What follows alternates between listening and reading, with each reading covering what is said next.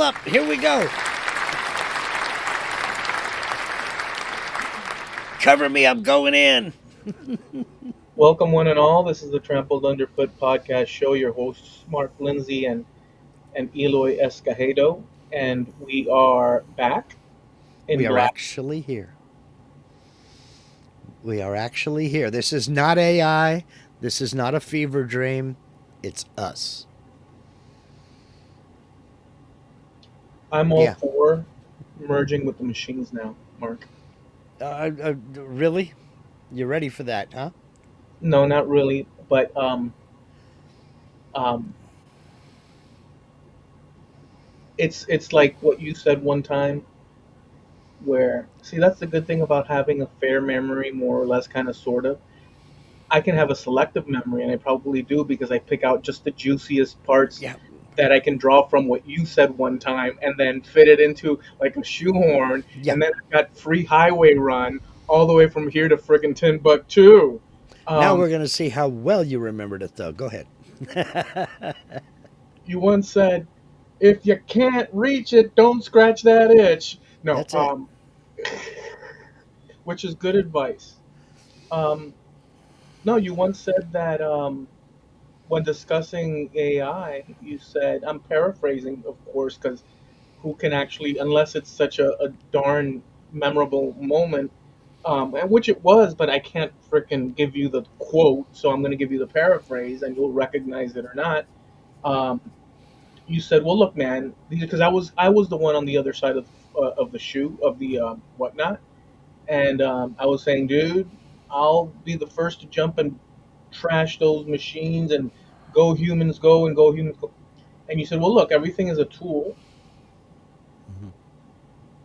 and it depends what it's used for. It hasn't advanced as much, you said, and this and that.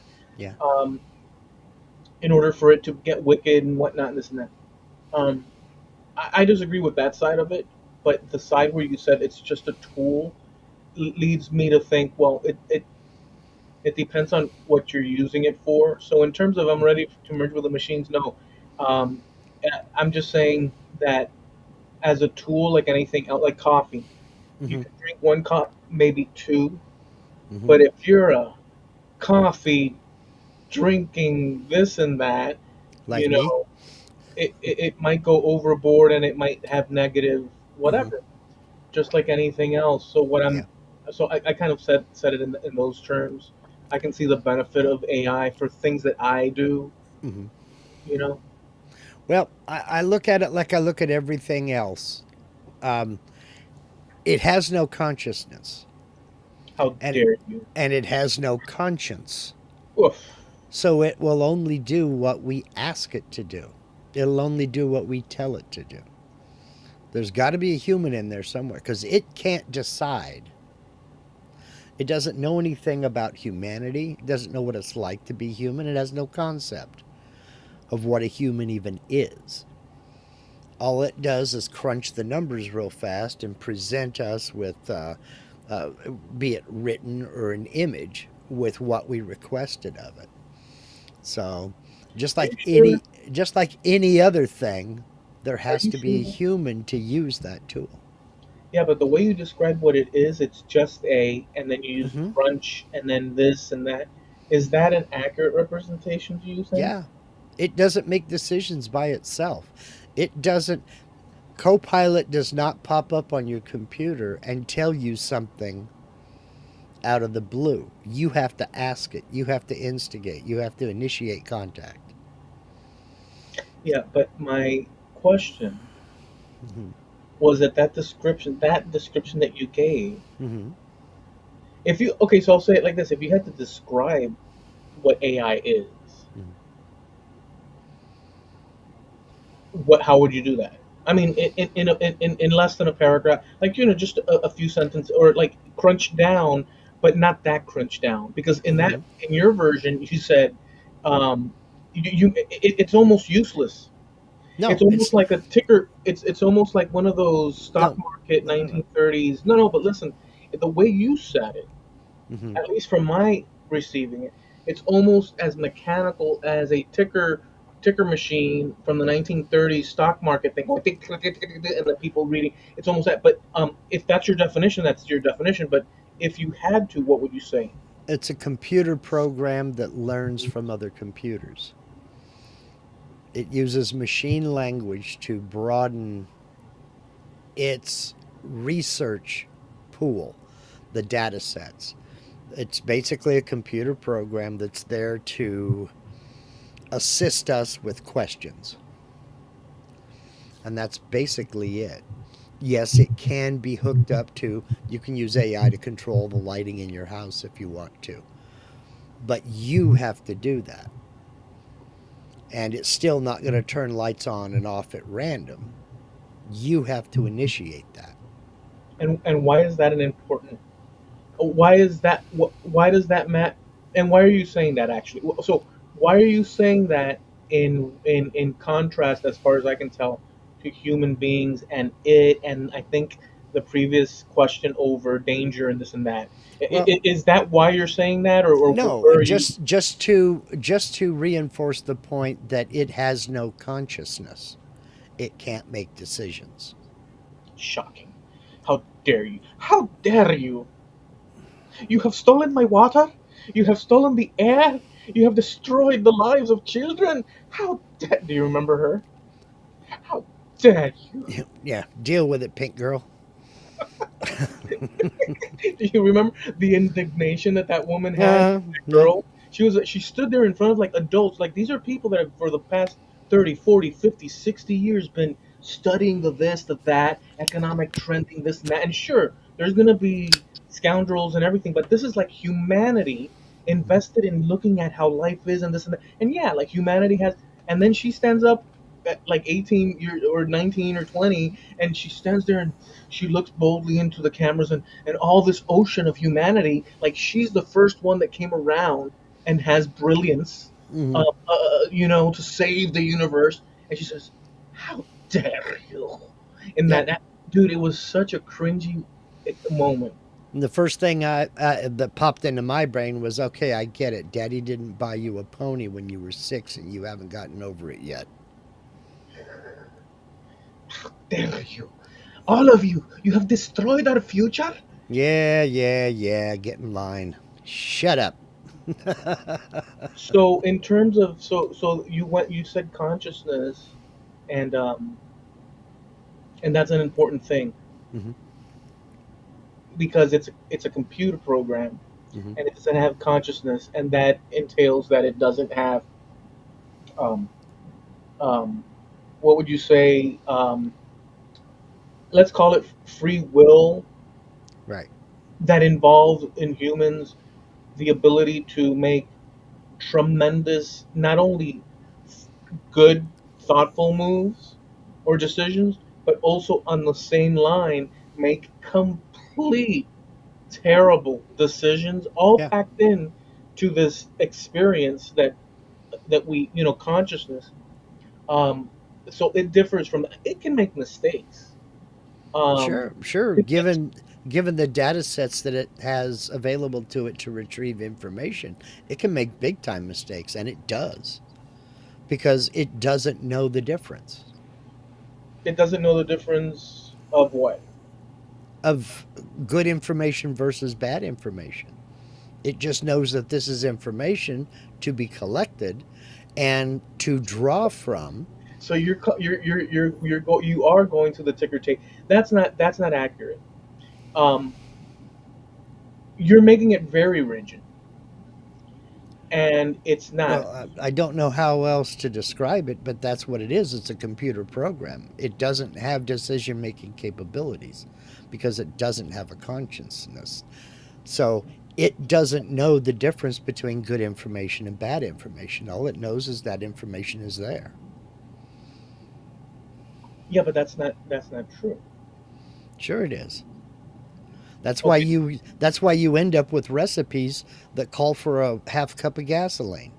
It doesn't know that humans can't eat gasoline. It has no idea about humans. It just collected a bunch of information and spit it out. so that's your understanding of what AI is currently? Some AIs, and they get better every day. I'm not saying that you would get that result today, but I've seen that result, you know? Okay, so depending on the question Mm-hmm. and the definition, everything revolves around it.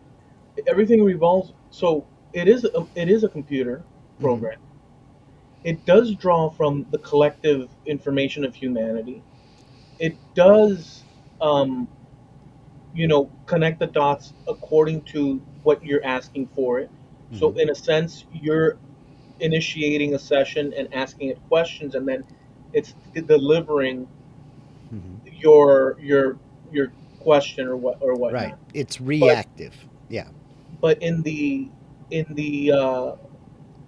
so here's the thing between. So actually, here, mistake is dependent on what we're defining mistake as. So for instance, if you ask it for the colors of like the spectrum, the viewable human spectrum, let's say, Mm-hmm. the color wheel or whatever, it'll give you the color wheel. Mm-hmm.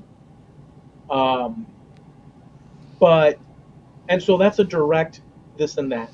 Right. But if you start complicating your questions where there's in between answers, so for instance, some questions aren't answered by one reply. Some questions have a variable amounts of ways you can answer it, and they're all correct, or they're all correct on a sliding scale, Well, where one okay. is super correct, but the other one is maybe useful. So there's so when you get into that, this is where complication comes in, and that's where.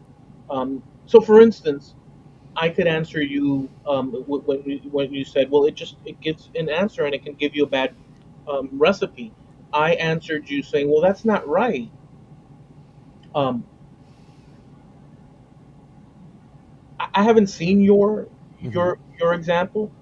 I don't doubt that it exists though, but I haven't seen it. But here's the Mm-hmm. bit: my reply saying to you that that's not right is completely correct, and your um, and I'm assuming that you've seen it. And I don't doubt that something like that exists because I have seen it make errors. But in the context of this, both of your reply to me or your comment and my reply to you are both correct, depending on what part of the situation we're looking at.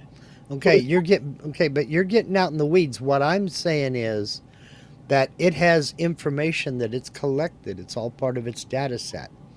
It doesn't know the difference between good information and bad information. It can draw from both because it doesn't know the difference. okay, If but you program it to believe 1 plus 1 is 3, until that program is changed, it's going to go forever thinking 1 plus 1 is 3. And all your math is going to be wrong. right, but So, but the question is, that's what I was trying to explain. This idea of good information and bad information. right. It's all dependent on the details, and if the details of a question is as simple as a color wheel, Hmm. then you have a color wheel situation that basically is what it is. But Right. if you have a complex color wheel question with in between stuff that could all fit as an answer, Hmm. then that's where we start getting into the terrain that you're Okay. that you're saying when it gets Well, complex. no, not necessarily. I was talking about, give me a good recipe for biscuits. Well, that's fairly straightforward, but it's also very specific. But when it starts telling you to add ingredients that humans can't consume, it's giving you bad information.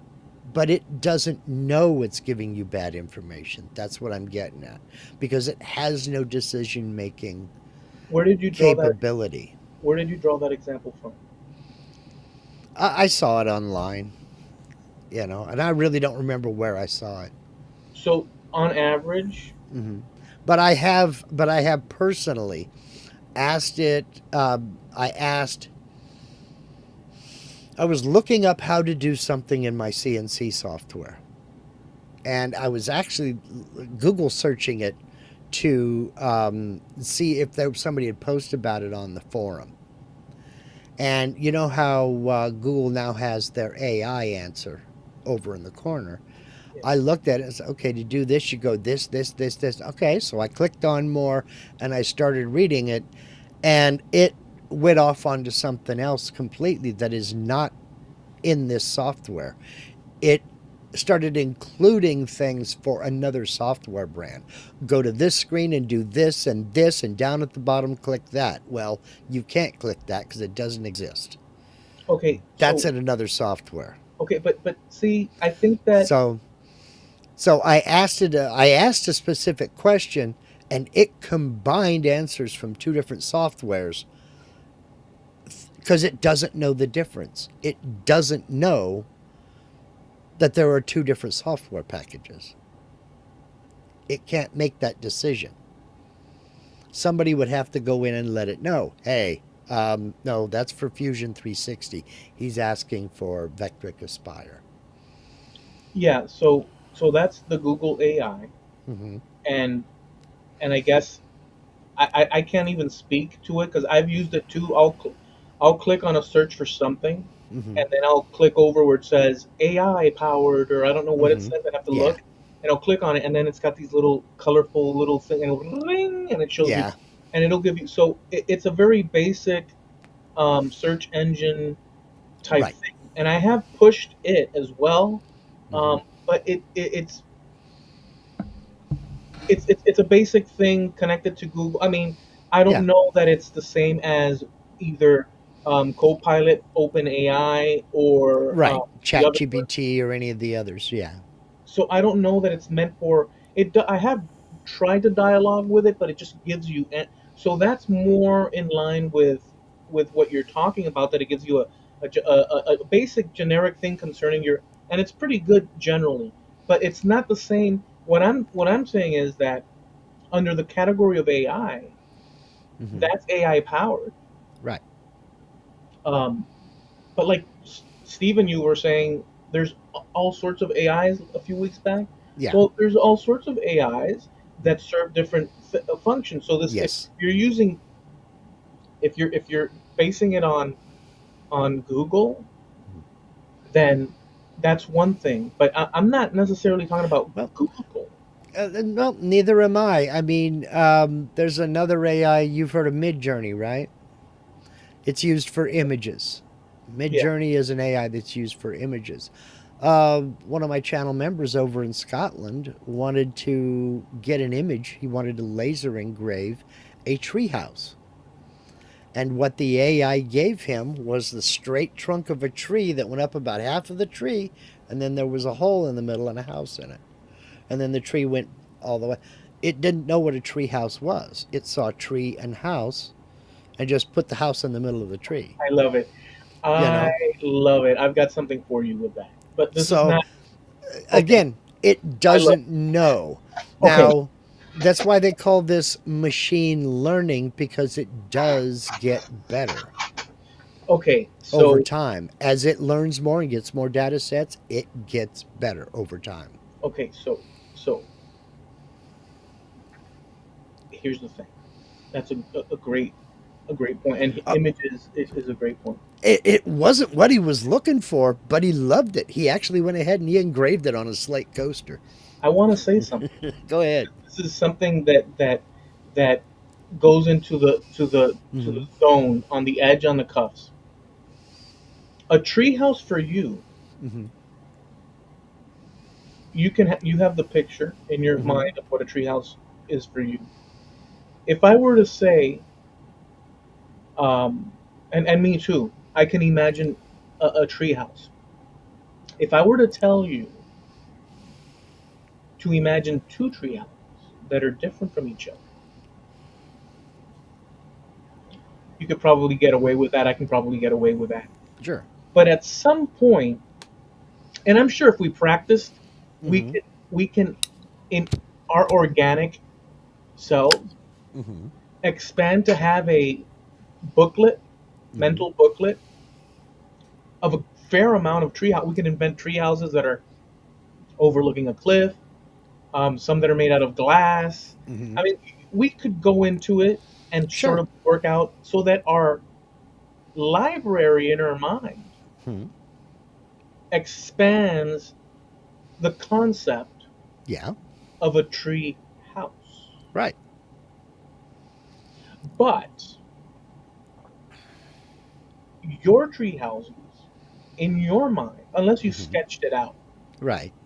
and showed me, Hmm. are exclusively a creation of your mind, just like Hmm. mines are a creation of mine. Right. So, if you were to, so here's what I'm getting at. To assume that there's a concrete thing called a treehouse is loosely true, but it's not absolutely true because of the variables in. You Right. can't have 10 people. Right. What's your favorite song? But Or what's the best music? And I know that that's already an abstract thing, but let's say something like show us, tell us about a beach. well, Show us your favorite beach. What's your favorite ice cream? How does yeah, I get it. We all have our own ideas of that right, stuff, right. but it isn't a house in the middle of a tree trunk because you and I both already have a concept. The details may be different, but you and I both already have a concept as to what a treehouse actually is. Yeah, and it did too, didn't it? No, that's the whole point. It put a house with a chimney with smoke coming out of it in the center of a tree trunk Why isn't that a treehouse? because it took the literal thing. It was a tree with a house in the middle of it. All Why not? right. Well, you can say why not, but that's not what a tree. That's not what his definition of a treehouse was. Whose definition? The guy that asked? The guy that asked, Yeah, but yes. that's what I'm getting at. But In see, your no, mind, no, no, no. You're not getting it. I am. You and I both have a concept of what a treehouse is. Right. The AI doesn't. It gave you a treehouse. No, it gave me a house and a tree. That's different. To you. Now, to everybody who looked at it, that's not a treehouse. Mm, You know, it's a okay. house. It's a house in a tree. Okay. But so the okay. He laughed at it. He thought it was great. No, but And I wish I could find the picture so I no. could show you I already imagined. You're saying that because it's a house. it was the absurdity and the ridiculousness of asking for a treehouse, and that's what it gave. And it's like, okay, well, that's pretty literal, but It's not no. absurd. Yeah, it was. Not absurd. Well, but let me explain why it's not. Look, there's got to be some flexibility to see what's going on here from a different point of view. You're expecting a treehouse and all the information that you have. And in fact, let's say in society, and that depends. But let's say the American concept of what a treehouse is, we all generally accept that you see the. I'll describe it. You see a tree with branches sticking up, and then Hmm.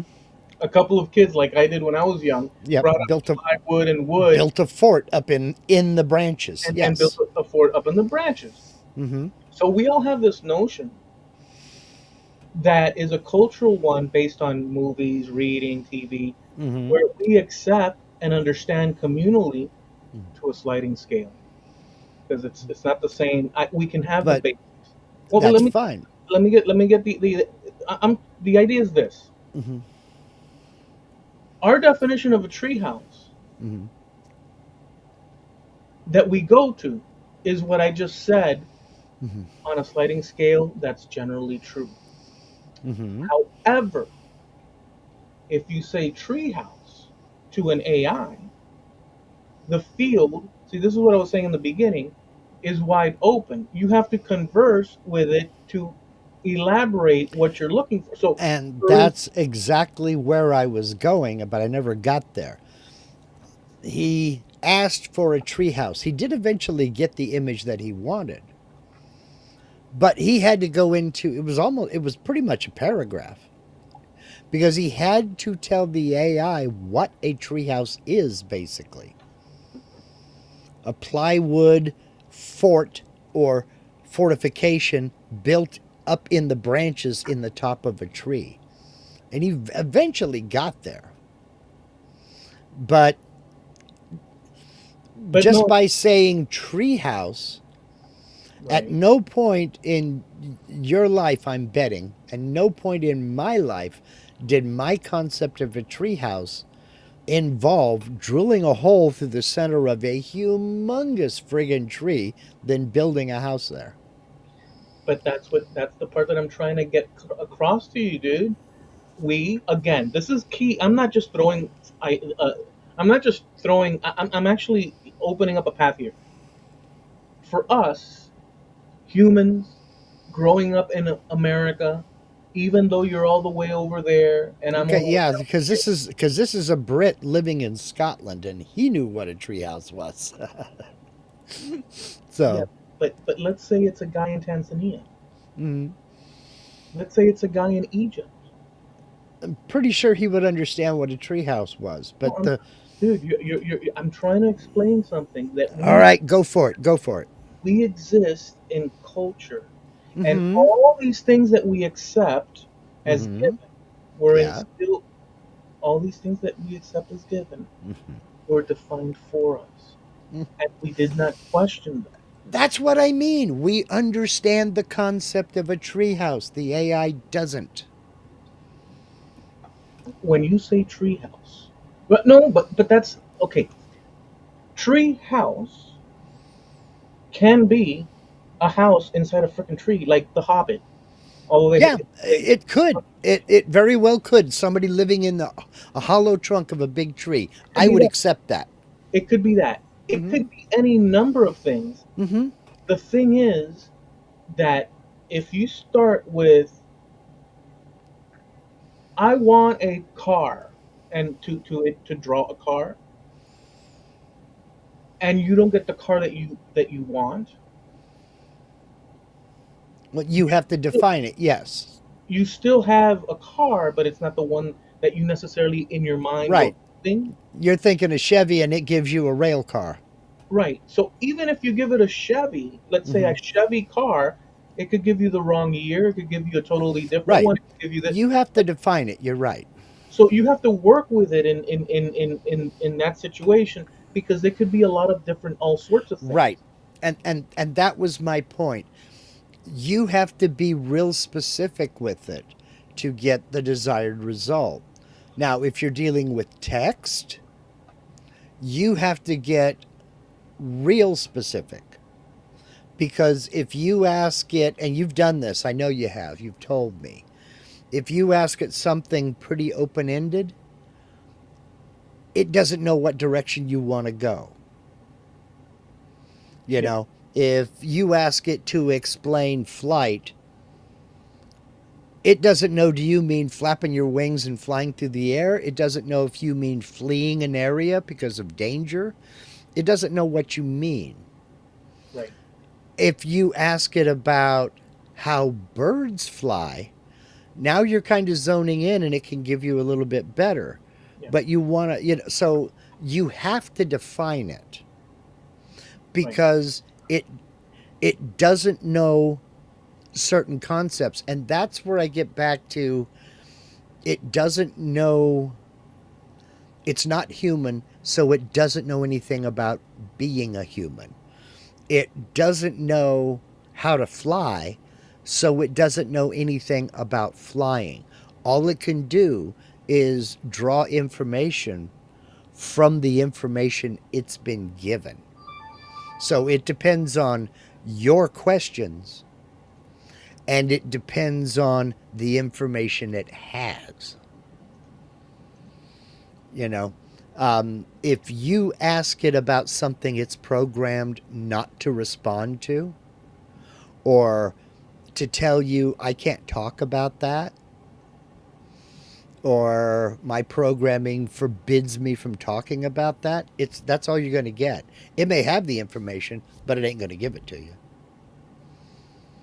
Yeah, I just think that that you're you're partly right, and but closing off the um,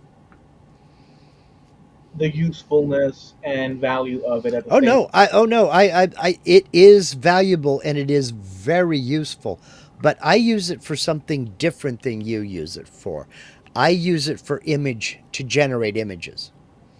I don't use it for information,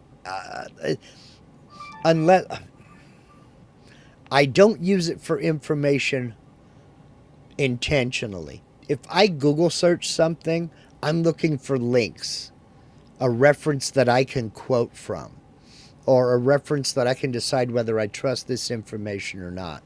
If the AI throws something at me, I might look at it and go, okay, fine. Where'd you get that information? You know, but generally speaking, I'm not going to take at that as the final word. I'm going to go down and look for links for if I have a question about a prescription drug. I'm going to believe the Mayo Clinic before I believe the AI because I don't know where that information came from. But the Mayo Clinic is probably going to lead me over to the FDA and then I'll go over there. So, it just depends on what the entire thing is. But if I want to know about cute and fluffy bunnies, then maybe the AI can help me get an image of it. And I can decide if that's cute enough or fluffy enough. Well, governments are using AI to direct public policy around Yeah, the world. yeah. So, Militaries are using AI to identify targets to destroy.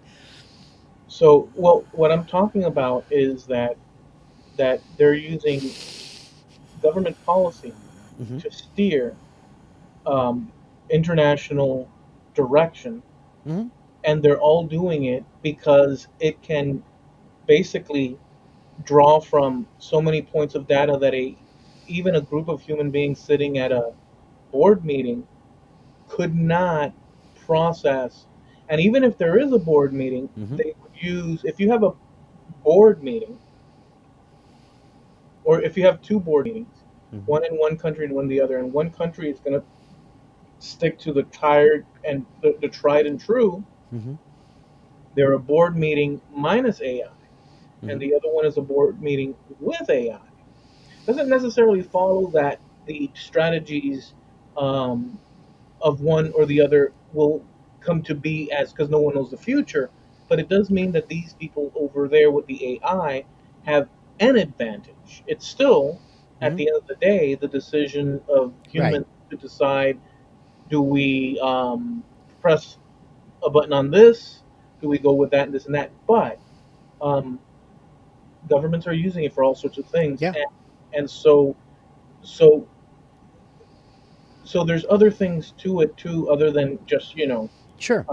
whether Um, or not and so picture like the picture thing requires you to you ask it for a tree house, and the possibilities of what they can deliver, the AI can deliver you, just based on because you have an image, you expect, not you but like anybody, any old person would expect that if I tell you treehouse, then I expect you to know, I'm assuming that you know what I mean about treehouse, mhm. and that's just all there is to that. But it's not true. It's No- assumed. yeah, You, and that was my point that it doesn't have that information. It doesn't know. You have to tell it. yeah, it has all the Now, information, well, right, good and bad. right?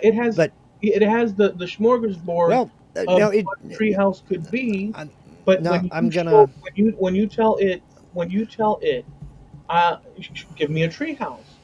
Out of that, the most reasonable answer for you of what a treehouse is may not be included unless you say, "Hey, give me a standard treehouse," and you work with it. right. You have to be descriptive. I get that. Yeah, But I'm gonna push back when you say it has all the information. It no, does it doesn't not. have all. It doesn't have all. Okay. Yeah, all is like it has more than you and I could pack into a briefcase in a lifetime Um. right now. Yeah. I'll agree with that. I'll Easy. agree with that. But it because it again it depends on the purpose of the AI and the information it's been given. If the purpose of the AI is to create images based on the descriptions you give it, it's probably not going to get into deeply philosophical topics. It may know what a philosopher is. It may know who Immanuel Kant is. So you may get an image of Immanuel Kant sitting on a piano, smoking a pipe while unicorns fly in the background. You can ask for that, and it'll give it to you. But it was designed to create images. It's not going to give you text based answers. So Yeah, it depends on what the AI is and what it's used for. yeah. You're To talking your about image creation. right. Uh, to your point about governments using AIs for various and sundry to create policy, that's been going on since the invention of the computer because computers can store and retrieve information faster than we can. That Some of the world's most powerful computers were developed for the government, and they have been playing war games and policy games within the government for decades. And it's used for what would happen if we did X with this country? What would their most likely response be? AI just makes it faster to get that answer. It makes it easier to get that answer, and we can go in and refine it and say, okay, if we did X and then it did Y as a counter move, what's their most likely response? And then we can create policy based on that. And again, the military has been doing that for decades. And the State Department has been doing that for decades. We have to plan our policy based on what we think another country's response is going to be to that policy. Right, and this is just upping the ante on that in Mm-hmm. terms of the Yes. tools that they're using. I asked Copilot, Mm-hmm. let me tell you how I asked the question to do with this to see what it said, whatever it says, and I'm going to share it with you. Okay. So the way I asked it as you were explaining. I typed quick, so but it's more or less hovering with what we've been dealing with. So I asked it, why does AI image making create off-looking images, and would that apply to our conversations where interactions would be off similar but text based?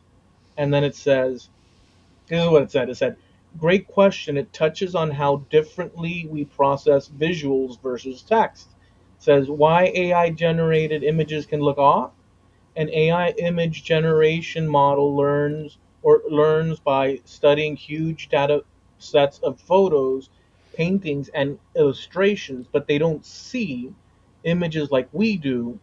They're predicting pixel arrangements based on statistical patterns Right. that can lead to distorted anatomy, like fingers that spiral into infinity or eyes that wander off the face, uncanny symmetry or randomness. Some things are too perfect or just subtly wrong.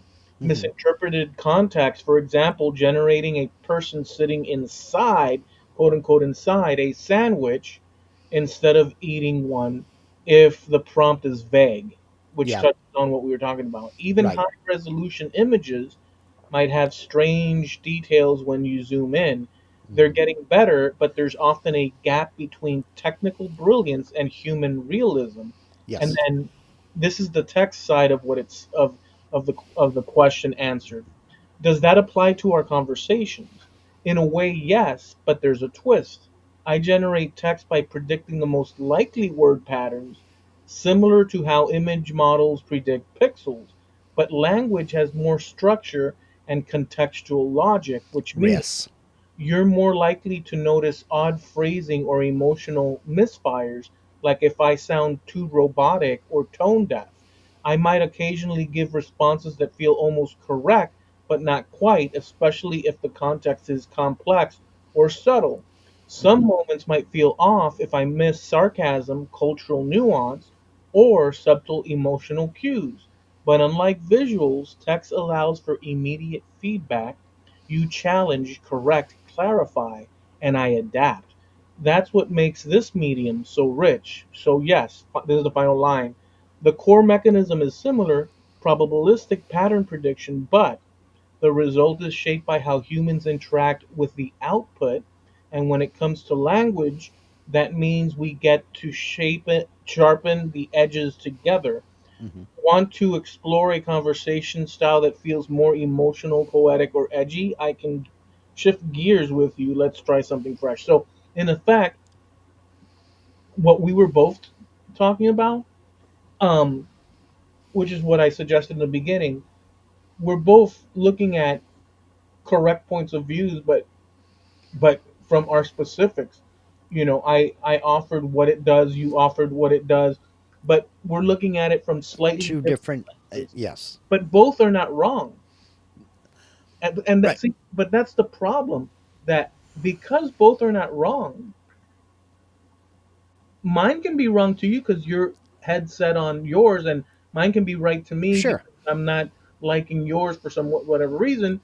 But the fact is that both have validity to it. But here's the problem with that: now you have a situation, or people have situations where instead of one person right, one person wrong, both people have points of views that are pretty much on solid ground. um, and so now we have to divide what's right and wrong. So now there's not just right and wrong, there's right, partly wrong, and wrong. Mm. There's now a spectrum of answers to what is right, who's right, and all this. And that is basically what it's suggesting, that if it's vague, if it's this and that, um, and what you were suggesting, where it said depending on the input Hmm. and so on and so forth.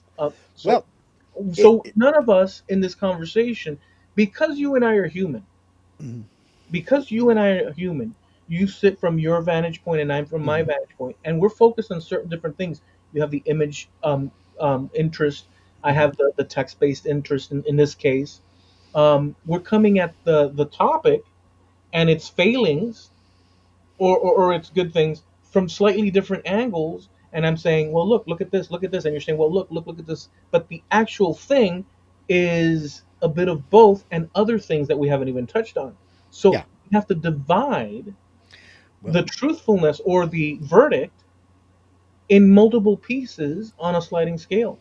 And well, that and that and there is room for that, but if you're using it to give you a definitive answer, you can't have it, you have to be able to get to that definitive answer without wading through a bunch of nuance.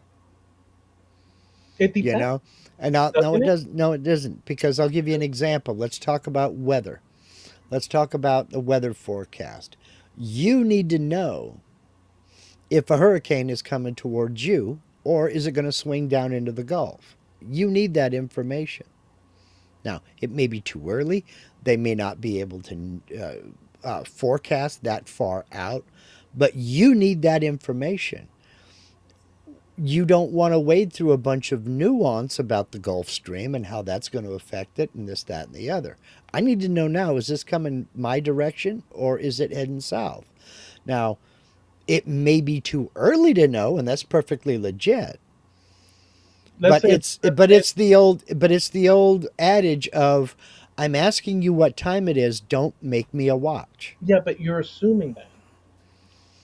For No, instance, no, I'm not assuming that. This is the question I have for it. I have a question. I need a direct answer. right, but you're assuming the answer.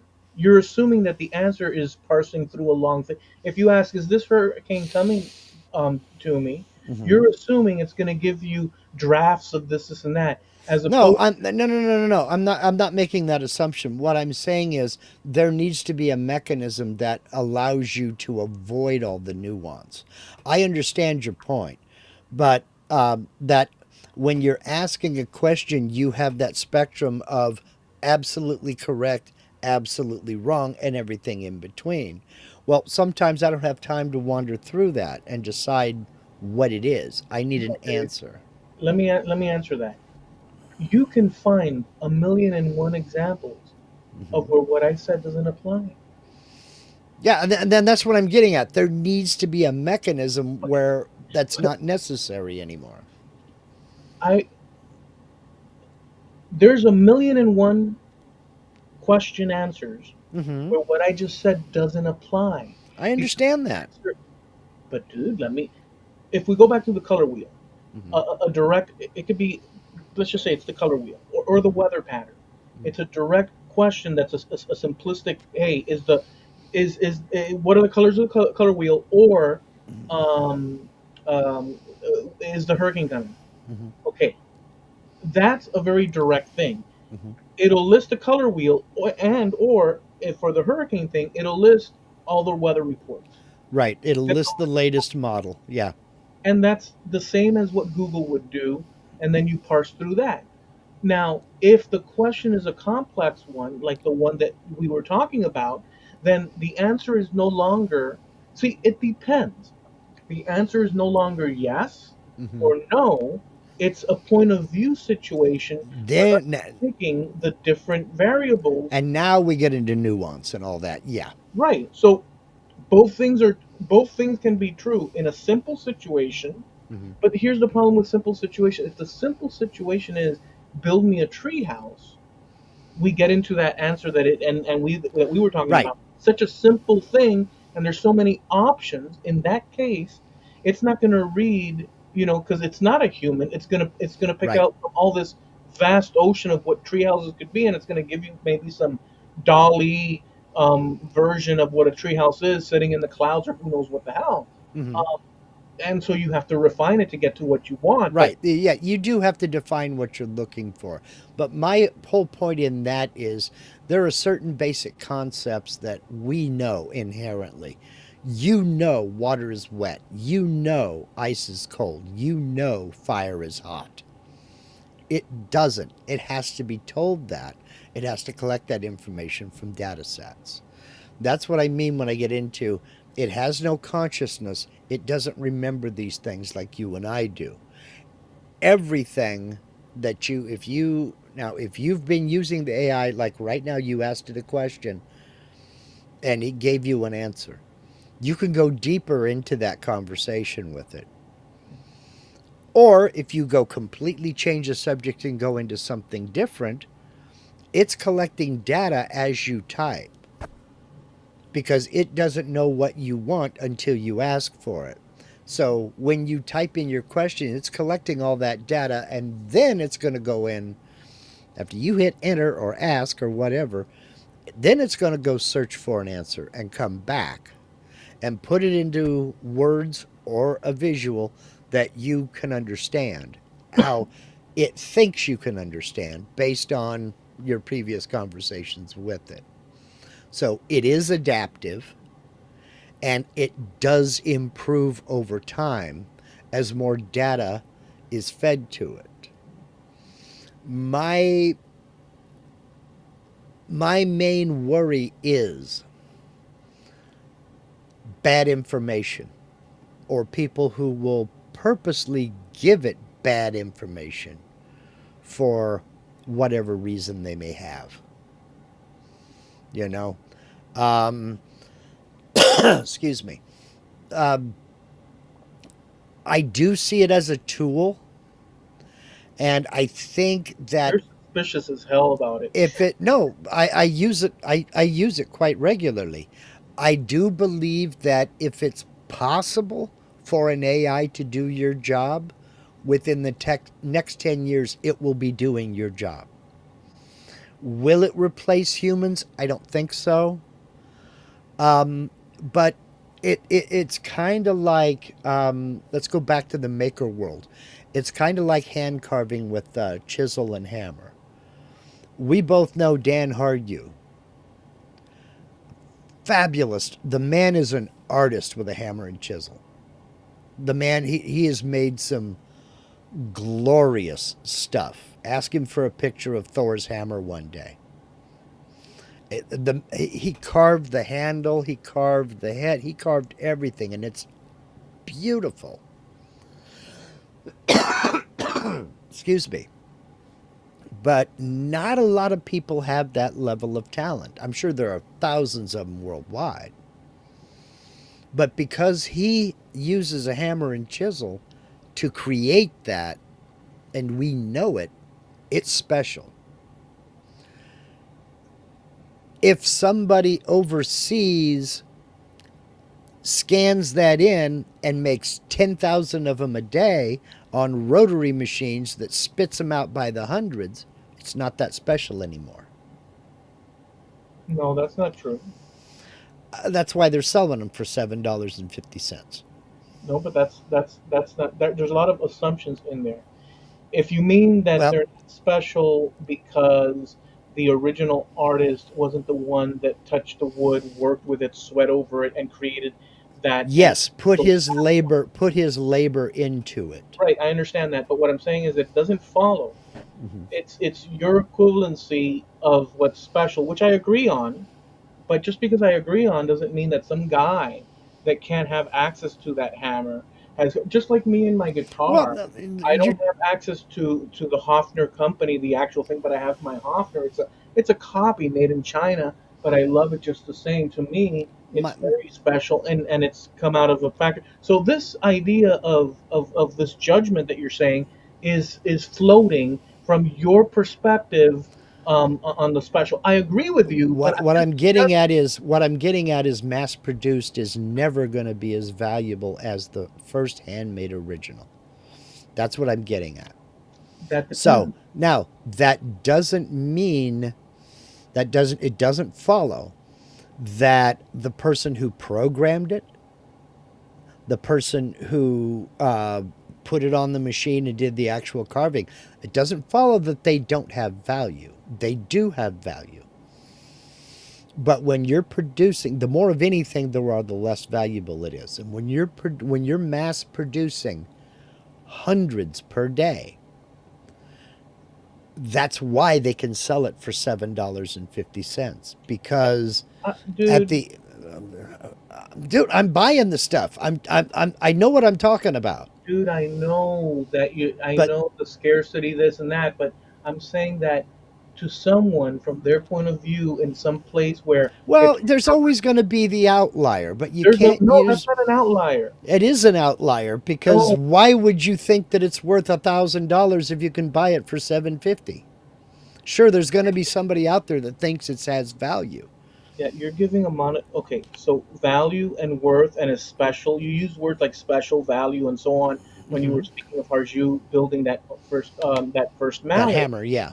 And I explained that I agree with that. However, you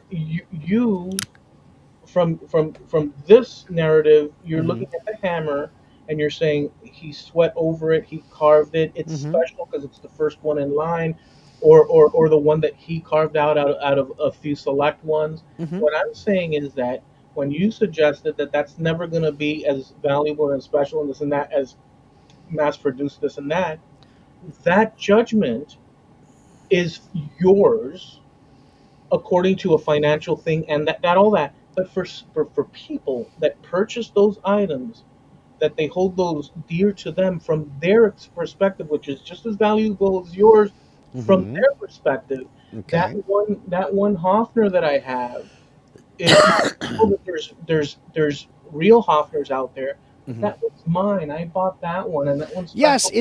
it's got special value to you. It's got Exactly, sentimental value to you. exactly, But is it ever going to be as valuable as money wise, dollar exactly, wise? Is it exactly. ever going to be as valuable as a real original Hofner? It depends. I doubt it. Why would you? It's kind of like the value of an American Strat versus a Chinese Strat. I can give you an out on that one, and it's reasonable. Out of all the guitars that are sold, Mm-hmm. that are floating around guitar centers and whatnot, Mm-hmm. this is aside from the fact that, let's say, the first original Les Paul or Harju's mallet, Mm-hmm. that the beauty of him doing that. From the Hmm. perspective of a guy somewhere in California that happened to be a, a Okay, working well, let me give you my option. go That, that ahead. that's working as a musician and is using a Mexican Strat, and he used it throughout the 1 decade, and that guy has albums out, and now there's a value that that item, because of that individual and the context around it. It's a personal value that's attached. I get Right. that. I'm Yeah. not talking about that. I'm talking about commercial value. It might have more commercial value that it's Slash owned this It's and that's an outlier. You you can't base every oh God, I'm trying to remember what guitar it was. Eddie Van Halen played Come on baby, finish what you started. He played it. It's a Japanese guitar. It's in that music video. Ibanez. No, it's a Japanese guitar. Oh crap, I can't remember You what said it is. no, but you remember you But said never will never be worth, or no will not be worth, and right. there's variations to all of that. Now, There's the one, emotional. okay, the one he played personally may be worth that. Right. Les Paul's Gibson SG is going to be worth more than your off the street Gibson SG. There's no doubt in my mind about that. Economically. David Gilmour's Black Strat is going to be worth tons more than any other black Stratocaster on the market. Yeah. I'm not doubting that, but those are outliers. What I'm saying is if you want to buy an American Strat, you're looking at a minimum of 2500 bucks. If you want to buy a Chinese Strat, you can start at 300. That's what I'm getting at because the American Strats are not mass produced in the quantities of the Chinese Strats, which is why they're made in China. They can get Yeah. them made for I don't cheaper. disagree. I never disagreed with that. In fact, That was my point. no, but I understood from the beginning, dude. I understand the scarcity and the quality and the origin story of what something is. I understand all that. What I'm saying Okay. is that, see, I agreed from the beginning. What I am saying is that even though Harju will do that mallet, and you see the value, Harju, Mm-hmm. it's the set from the maker. He makes the mallet. It's a short run, maybe one or two even, and then it's mass produced. Mm-hmm. People across the world, to them, they go Okay. and buy a piece. It's like buying a Beatles Well, album that's out of print.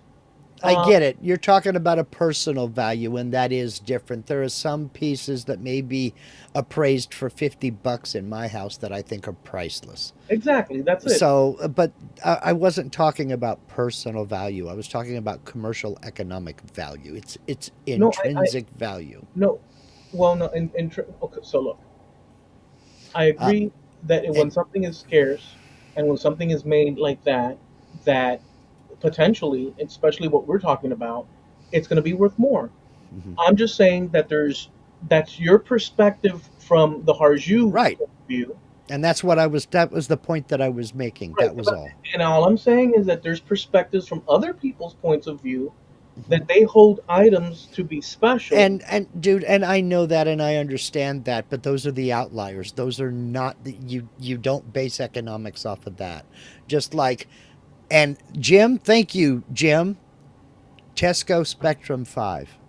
That was the guitar Eddie Van Halen played in that video. And that guitar is going to be worth a ton of money. A, because he owned it. B, because it was played in a video, played on that song, and C, three, because it was played in that video. That particular guitar is going to have a higher value than any other one out there on the market.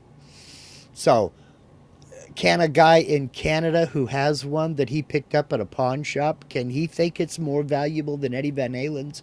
He might. No, but But if he takes it to a pawn shop, he's not going to get the same money. because you're thinking financial. Yes. When you but that's not what you but when you started this, then you moved into guitars. Mm-hmm. Everything depends. If you're talking financial, Mm-hmm. um, that's one thing, Mm-hmm. and there's value in that economic Sure. value. But the value is there because of the circumstances, Right. Eddie Van Halen, so on and Yeah, so and forth. I agree with that. That there is personal value. There are things that we hold dear. Right, you said That that no hammer, mhm. no hammer after the fact. No, I said you can't equate any of the mass-produced copies of Dan's hammer with his Right, commercial value wise. and my interjection was that from the standpoint of a person that has had access to that copy mallet, Hmm. to them, the sentimental, whatever they paid for it, more or less or Okay, whatever, to them, it has and value because now it's in their possession, just like. that's a completely different subject because that's a personal value. That's not commercial value. That's Yeah, not but what I if was it's talking if it's about. economic value, people pay what something. Well, yeah, obviously, yes. An item is only worth what somebody else is willing to pay you for it. Yeah. So why were you bringing in the Harju thing from the beginning? Because we got lost in that. Because I was trying to make the point that an original, something done hand carved, has more intrinsic value. Society places more intrinsic value on it than a mass produced copy. It depends. No, it doesn't depend. You could get a Rembrandt painting, is always going to be more valuable. There you go, Steve. Is always going to be more valuable than a print of that painting. You Yeah. may personally find it more valuable, but out on the open auction market or something like that, it's never going to come close. Yeah, dude. Look, man. And that's Uh, all I was trying to get at. yeah, but look, Rembrandt, Dali, Picasso, Velasquez, and you bring up all these things and say, now compare that to this thing you found in the flea market drawn by Petita Patata. Mm-hmm. Hey, Petita Patata is one of my favorite impressionists, man. And so if you're doing that, look, no, we're not living in space here. We understand that things have value and this and Sure. that. So I don't understand. So what was the thing that you were going with? My only interjection was that apart from this financial thing that you're saying, Mm-hmm. it could very well be that something is mass produced and a whole bunch. Because guess what? People around the world, let alone the United States, Well, yeah, sure. occupy their homes that they feel are incredibly special And that they and probably I couldn't sell to the next person. But there's a specialness to them now.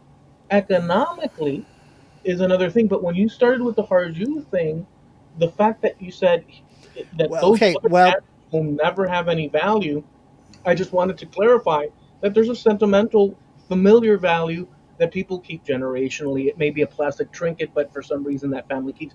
That's important too. But why did you bring up the Harju thing in the my beginning? whole point was that when we're talking about AI, and I said if your job is capable, if it's possible for your job to be done by an AI within 10 years, it will be. Right. Will it replace humans? No. And that's what started this whole thing. When you look at Dan Harju's hammer, the mallet that he made, that's kind of an example of what a human can do. Now, can I take that with my machine? Can I take pictures of his hammer and make a copy? Probably. But that value is diminished because it's not Harju's hammer. Financial value? Yes. It's Well, not maybe. worth the same as Dan's hammer because, and that's, but also the replacement. It's not Harju's hammer. So humans, my broader point was humans will not be replaced by AI because there are things that humans can do that AI can't yet. Yet. That's not to say that they won't be able to do it in 10, 20, 30 years. I don't know, dude. So I don't think AI is going to replace humanity. Okay, look. Let me answer that then. Okay, so let's imagine without using AI, Hmm. that whole scenario you just said has already been going on for the past 30 years or more. Yeah, That it is the has. industrial revolution. So they've taken items, they've mass produced them. There's Hmm. an original somewhere out there, and that Hmm. original may be worth more than one copy But these companies sure have made billions and billions, whatever, Yes, they have. out of expanding the Te- quantity and having yes. people purchase. Now those items that are now run amok across every living room. Mm-hmm. Maybe it's a vase with a monkey on top of it, and it's, I don't know, holding a cigarette. Mm-hmm. Whatever the case that item is that people find fondness over, Mm-hmm. and Yeah, are they may. they will now have that item in their house. Now watch out, someone comes along and kicks it by mistake and it falls. It's a whole to do, because for that family and that thing, Yes, I agree like, with that. so now here's the thing, this is all without AI. Right. Mass production of stuff has already led to a bunch of people getting ousted. And the handmade original pieces of art, like what Dan does, is always going to be priced higher than, well, not always going to be priced higher, because Yeah, there's a lot of machine made copies of things of that nature that are priced right along with it, but more valuable because they are handmade. if you're saying valuable money wise, Mm-hmm. it depends on the item, who made Sure it, it the does. Sure it popularity. does. It depends on these variables of who the Sure. person is, the situation, the fame Right. of it, and the reference points to it, and then the item itself being, like, remember those chairs made by that gentleman that were very fancy wooden. Even the president had one, a rocking chair in their Oh, yeah. Sam Maloof. Maloof. Mm-hmm. Um, those are originals. Now, even he, Mm-hmm. when production got wild, had his assistants, and they would work, and Mm-hmm. then he would observe. Even painters would do that too and stuff, but it came from the hands Right. downstream, within that group and stuff. And so there's Mm-hmm. all these things. There's all these Right. things. They even had Dali signing endless amounts of Yeah. prints Yeah. that they weren't even they were Towards, touched by him, yeah. but they were prints. And towards the end of his life, that more or less financed his existence. Right. So Yeah. now, so there's all these variables. Of Mm-hmm. course, there is a market and things, and I Sure. get that. But even prior to this AI thing, Mm-hmm. a bunch of people have been ousted and stuff. Now, the AI, including AI, Mm-hmm. where your concern is, at least in this particular instance, is that the threat of AI, um, overtaking human Well, jobs, yeah, replacing humans. replacing humans and putting them out to pasture. And then you use the example of Harju. Well, look, here's a person that's doing something Right. that's specific. It's it's tactical, and Right. tactile, and And so on. and there's always going to be a market for that. There's always going to be a market for things that are handmade. Is what I'm getting at. And the always be is on a sliding scale. Does Sure. always be mean um, sufficient quantity of people asking for it and paying for it, or It only has to be one or two. but dude, I'm saying that it will always be Mm-hmm. functions within the variable of Mm-hmm. there being a lot of demand, little demand, no demand, economics up and down, a bunch of things, and depending on what it is. What I'm saying is that AI, without including AI, Mm-hmm. we've already seen loss of jobs in this, that, Right. and the other, mechanics, Right. industry, and But whatnot. again, humans have not been replaced. Yeah, but So I'm not going there. Like, well, wait a second. What do you mean by replace? Like, no humans that's needed? yes, that's what I was getting at, because and that's where I started with this. I said, if it's possible that your job could be done by an AI in the next 5, 10 years, it Yeah. will be. Do I think AI is going to replace humans? No, because there are things humans can do that AI can't do yet. You, but you're the one that proposed And that, then, as and an example, I said Haryu's hammer. He came up with that, an AI didn't. but you proposed Mm-hmm. the concept, and now you clarify, because I didn't know that that's what you were saying. that that it would replace virtually. I mean, I could imagine. Would Yeah. you accept that it would in this dystopian world that you were saying that it will not reach the level of, because of people like Arju and so on? Would you accept, like, the extreme of Mm-hmm. the question you're posing here? which Hmm. now I'm understanding that you're saying a replacement. Hmm. You would accept that in that replacement, let's say extreme, it would leave just a few people, grease monkeys, doing some Oh mechanical yeah. to the, but everybody else is like useless, and so Well, that's what you're pushing back against. That I'll give you an example. Some is that what you were? I just is that what you were in saying? some industries, it's possible that could happen in some industries. I can foresee it. For instance, think of insurance companies. Yeah. It's always going to need people to sell the insurance, but I can foresee insurance examiners going away. I can see a lot of the office workers going away because they're just not needed anymore. Will AI make decisions on who gets benefits and who doesn't? It's possible. It's pretty likely. Is there going to be massive pushback? Yeah. Do I think that humans are going to be driven completely out of the insurance industry? No, because there's still going to have to be people, eyes on the ground to look at the car and decide, is this a write off, or can we just give you $1,000 check and you can get it fixed? That's still going to have to happen. There's still going to have to be people to sell the policies. Will AI make the decisions? It possibly could. Are there other avenues where AI could replace people? Lots of them, especially in office jobs. It, the IRS could be very well fed the all the tax code, and it makes the decisions. You know, on who gets audited, who doesn't get audited. Hold on, let me see something. Let's check this one here, and because these things don't make sense, so we need to audit this guy for these 2 years. I can see a lot of industries where the number of people involved in that industry is drastically reduced because of AI. Check this out. You said it our IRS, and so I had to ask it because Yeah.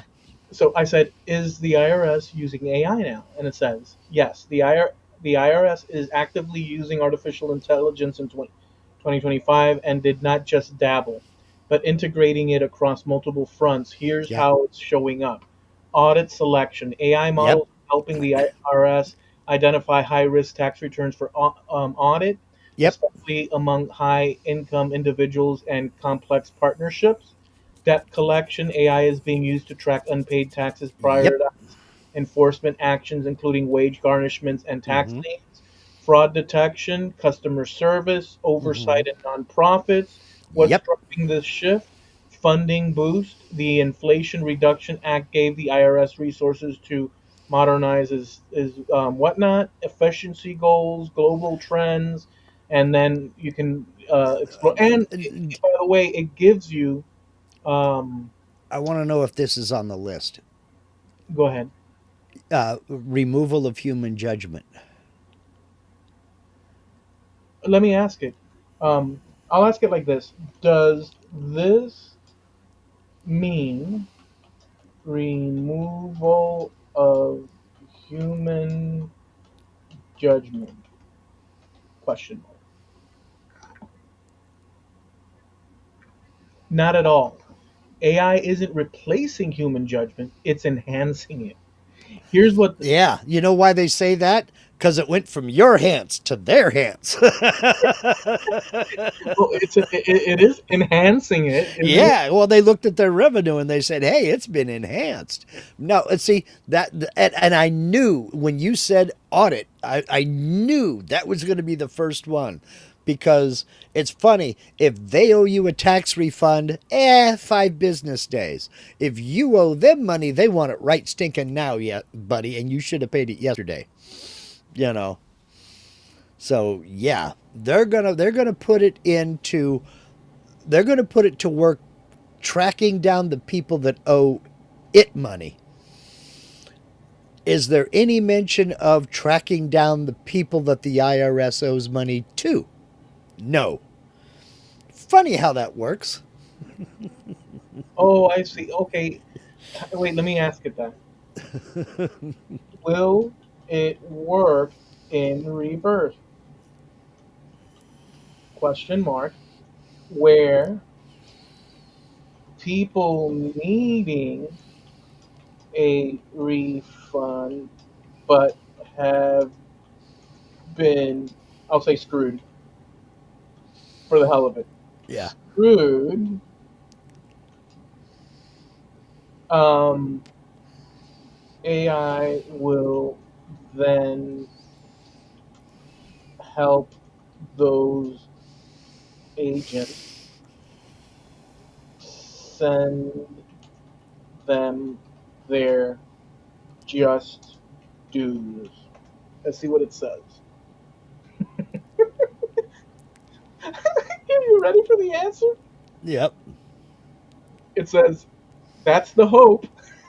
Yeah. Well, hope springs eternal. Yeah. Right. But Man. more, it does have more. Hmm. Um, but I won't. Basic. So it does have more. Like it's trying to So find a clarity. I could read it, but I'll just read the it. last line. Hmm. Um, um, and here's the human twist: just because AI identifies that someone's owed money, agents still have to act on it. That's Right. where policy training and systemic checks come in. Okay. Like having a superpowered accountant whispering in the auditor's ear, "Hey, this person's Right. fund. Don't miss it." Uh, Right. Now, you're a GS10 who's working 8 hours a day and you're just trying to get your 20 years so you've got your retirement. The AI says this guy needs to be audited. What are you going to do? You going to question it? No, you're going to forward that and say, "Hey, this guy needs to be audited." And that sounds good. But I've seen too many government employees to be able to say, yeah, they're gonna double check the AI and backstop it. I don't believe that. I'm sorry. The government's looking at this as a cash cow to get money owed to them. And if they think that there's a possibility somebody goofed on their taxes and checked this box when they should have checked this box, but now they can charge them a penalty because they owe another $225 and they haven't paid that for 3 years. They're going to go for it. You know. I mean, if you the way we're talking about this and the way that we've asked the question in the Mm-hmm. applications that you're talking about it, um, or that we're talking about it, you brought up. I wanted to go more into an exploratory, but this is more of the mechanical Mm-hmm. implications, human work, and Right. or need for human work, Yeah. or value, and being replaced by. So in a way, what we're looking at here can be Yeah. looked at like when you go to Home Depot, Mm-hmm. and instead of cashiers, they Mm-hmm. still have them, but now they Yeah. have that area Self just checkout. Yeah. where it automates the process where they have a big ass camera or and with a Mm-hmm. monitor and your face, and there's one employee standing there watching, and they'll help with Watching 6 registers. Yeah. they've they've now Reduce the streamlined workforce. Yeah. that process. They have the machine that they paid for up front. They have one employee instead of various ones. We Mm-hmm. know that employees get sick, run late, Sure. don't come in. Now there's one less or a few less variables that they have to deal with that could Right. cause a kink in the machine. The machine itself can break. It needs to Sure. be refilled, Sure. but in essence, they calculated it out to Mm-hmm. streamline. So now Well, this and they also don't have to give machines benefits. They don't have to pay for health care. They don't have to do all kinds of stuff. Where they used to have 18 cashiers let me finish my thought though running registers, now they got four. before I lose the idea. So Mm-hmm. moving that that's not AI as far as I know. It's No, just like a thing. right. Um, it's just a streamlining operation, Mm-hmm. so they can get more bang for their buck, let's say, and they might Yeah. assume better service and all that. So in this case with the IRS, Hmm. and other companies that might be doing the same, they're applying it. At least in this case, as Hmm. we were informed of here, Yeah. um, they're using it to streamline as well. Right. Humans are still in the seat, in the driver's seat, but Hmm. they have this collating assistant Right. that can parse through all the data and bring them. Whereas prior, They had 10 people doing that. right, or older computer programs that Right. maybe there was some sort of Well, formatting issue, maybe and, not. and, and Greg talked about that here. His wife worked for a life insurance company for 40 years. The last 20 of those, she worked on computer benefit payment programs as a senior systems analyst. So this has been brewing for a long time. Um, it does eliminate jobs because now that they have the AI that can do it and it can work on this stuff 24/7, it doesn't have to sleep. It also can't unionize. They don't need 100 people going through records looking for somebody who should be audited. They've got a machine that'll do thousands of them in a fraction of the time. Yeah, So they don't need those 10 employees anymore. So you know that some folks will lose their jobs. But is it a complete replacement for humans? No, because as the thing said, somebody still has to make the decision. There still has to be human oversight. yeah. So now you're the one that brought in complete replacement. Hmm. You're the one that brought in the framing in terms of the situation, with the pros and cons, and will Hmm. it take jobs? Yes, it will, and all these things. I um, and we ran through that, Hmm. and so I don't disagree with any of that, to be honest with you. Yeah. Uh, But I did press where I wanted to press. But now, well, well, I wanted to go ahead. Go ahead. I don't get hysterical over that kind of stuff. I know people who just know that AI is the devil. They just know it. It's a tool of Satan, and the machines are going to take us over, and you're going to be microchipped tomorrow. Um, I don't get hysterical like that. I do see it as a tool. Are some aspects of it scary? Yeah. Are some aspects I don't understand yet? Maybe because I don't go into those areas like how an AI can decide what's a target and what isn't a target. I don't know about that stuff because I haven't studied it Target in what sense? in a military sense. You know, you got four vehicles on the road. How does it decide which one's a target and which one isn't? It knows, but I don't know how it knows. I mean, but then again, I get confused by thermos bottles. So if I put a hot drink in it, it stays hot. If I put a cold drink in it, it stays cold. How does it know? Anyway, so but I'm hearing a lot of people say, "Oh, that's going to just replace people," and I'm saying, no, it's not.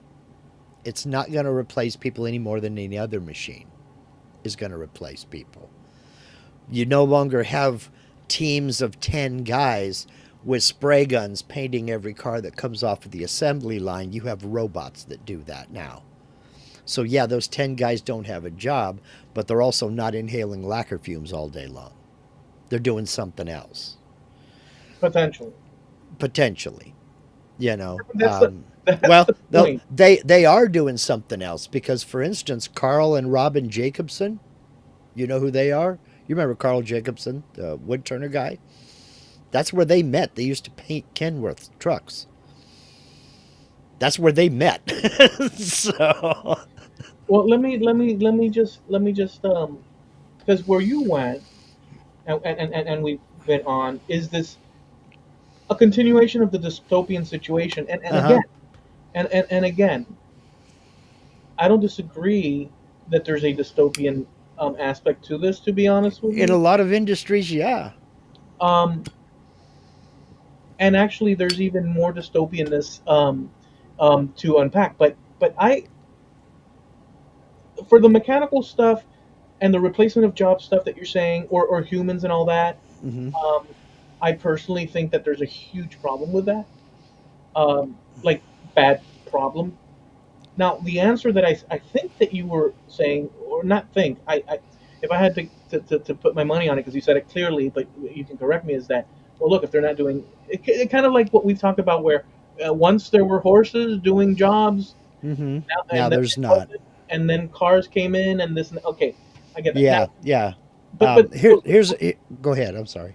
but we're circling in this field of conversation. But the problem with AI, in terms of this dystopianness that we're talking about, that you were leaning into, and saying you don't think that'll be overblown. Uh huh. It'll People will adapt. There will be job losses. However, it's not the end all be all in terms Mm-hmm. of Um, I think that there is a huge problem with it because it's not only just a job thing; it's decision making at so many different levels. Yes, there's a human behind the thing, but here's the problem. Um, let me unpack this slightly. Okay. When I engage AI, Mm-hmm. um, I do it different. It's a whole different world. Yeah. I'm exploring ideas and this and that in the Right. ways that I do, um, like forks in the road and stuff. I'm doing something totally different than this Yeah. sort of mechanical thing where job requirement this and that. I'm doing something different. I'm exploring psychology, philosophy. I'm touching here, touching there. So answers can have many answers, and I'll go down as many as I want, then go back, start Yeah. again. It's never ending with me. Okay. Yeah. Um, I'm using it in a different way. Right. But during the course of that, Mm-hmm. and we talked about this earlier. Mm-hmm. Um, if I do not ask it, question it, and and guide it. Now, mind you, two things. As we said in the beginning, without the human, Mm-hmm. it's just sitting there. Yeah. Okay, so it needs a driver Mm-hmm. to get in that seat and start pressing buttons that open Right. doors to different topics. Right. But when you're doing that, a door opens on one topic that Mm-hmm. could lead to 10 other doors. Mm-hmm. If you do not push back and say, well, wait a second, how about this or that? When you start, so the interaction is this. You have this librarian, which I've used that analogy Mm-hmm. before, that has access to everything. That's exaggerated, but Sure. imagine everything being what I mean. I A define broad, a broad topic base. Yeah. I'll be even more specific. More than you or I or any of us sitting in the chat could ever fit in our brains. Mm-hmm. Not all at the same time and not at the recall. Mm-hmm. And to prove it Well, is that yeah. That's. well, to prove it, I have curiosity. Mm-hmm. I'm a pretty curious guy. But even though I'm a pretty darn curious guy, my curiosity comes in order to reach it and get feedback. It has to come out through this, Mm-hmm. or actually through my through my fingers, through my in our Right. conversation this, but through my fingers, type it to it, and that happens one word at a time. And even though I know more things than what I type, like throughout, Right.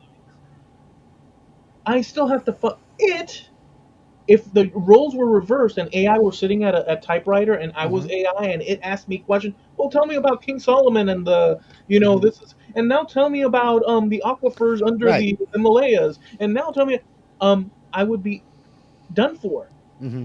because it has this huge catalog of human history resource, and I don't. I have Mm-hmm. some, so I'm not pretending here what's going on. I'm Right. saying I'm a human and that comes with limitations. Right. And this is a librarian with open spaces. Now, the question of accuracy and truthfulness and steering here or there and all that, Mm-hmm. um, it's on me as I'm navigating through this hall that I initiated Mm-hmm. to ask it for clarification, push Yeah. back, steer, Mm-hmm. and it's giving me information that no other human. I could walk Sweetwater 10. Yeah. years, and no human. Well, I can't say that. Maybe there will be one, but I'm sorry. No time soon will someone be able to reply to me anywhere I want to go with my thinking I get that it. Yeah. I can deliver you. So, in that aspect, hmm it is a huge cavernous Right. library of rows and rows of books, Sure. and it will deliver to you. So, in that respect, that's what I'm using it for. hmm But you're touching on military activity. Well, I'm talking about specialized AIs that have basically, like the IRS. Let's use them as an example. The data set it's going to use is specialized for the job it was designed to do. Find people who should be audited. And it's going to have the tax code as its data set. If it sees something out of the ordinary, it's going to flag it. So a person has to initiate it, get it started, feed it that data set, and get it going. Then it's just going to sit there. And as uh, tax returns come in, that's added to the data set. And this is out of the norm, throw it out here, flag it. So a person's going to initiate it, and another person's going to take that flag and say, they spelled it wrong. That's not worth an audit, and send it on through. Oh, this guy, he claimed here this and he claimed here that. This needs an audit. So a human is going to take the decision and or take the information and then make the decisions on it. Right. What It's what it's removing is it's removing all of the people in the middle, all of those jobs that used to be done by people in the middle that made the that decided, yeah, this is out of the ordinary, flag this one for audit. So, but again, those are specialized AIs that were designed to do that job, and the data set it's using is specialized as well. right. Um, as far as machines replacing people, that has been going on since the dawn of the Industrial Revolution and before that as well. Before steam power came along and all of a sudden factories were a thing. Um, People were finding ways, and in fact, it's universally accepted that the first computer was the Jacquard loom, where he developed a series of punch cards that would allow him to weave uh, fabrics that had patterns in them that a human could not do. They were too complex for a person to do. Basically, because we didn't have enough limbs to do them with. But a jacquard loom could. There was pushback on that as well. Uh, Another example, so it started way back when, and it continues to this day. Machines have been replacing human work, but they've also been replacing people in jobs that are just flat out dangerous, some of which are too dangerous for a human to do. You know, if you have a machine that can go deeper in the water than a human can, we think that's acceptable. We got a machine that can go in places that's too hot for a human to survive. We think that's reasonable. You know, so machines replacing people, that's been going on for a couple of centuries now. Yeah. And I think AI is just the next evolution of that. Well, it definitely appears that way because of its ability to sort of like cover so much terrain, data terrain and hmm whatnot. Um, but it's also could be dystopian hmm in If the you're way one of that, those jobs, go ahead. well, yeah, Yeah. but I wanted to say in that if governments, as they have been doing, when they're brainstorm and the military that you're saying, hmm but the military facilitates the easy targeting and so hmm but here's the balance I want to, or the thing that I want to bring. If governments, this is going to sound conspiratorial, use it against the population, not in some great necessary, but in little ways because it's just easier. to get the outcomes that they want, people in positions of power. Um, to streamline that, Hmm. this is what I'm getting at.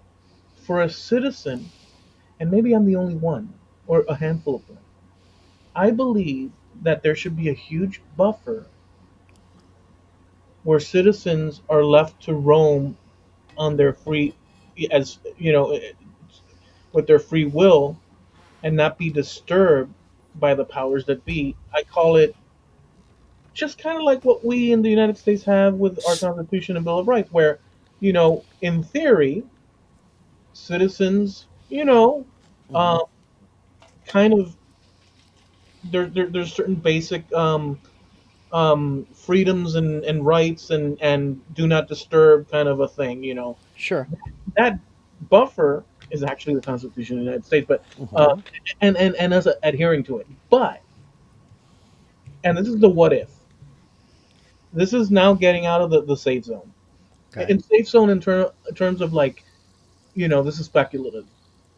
What if it gets to the point where, oh, this is so easy, oh, this is streamlined, oh, this is good from their end, and it inches, creeps up, and sort of starts to close in walls on citizenry to the point that here's the conspiracy part. Instead of standing in front of a judge and jury, at first for menial little things, little violation traffic stuff, let's just sign here. We can use the AI version, and like just little steppy steps. And we end up with you just type in your name, your credentials, and the judge and jury in one moment.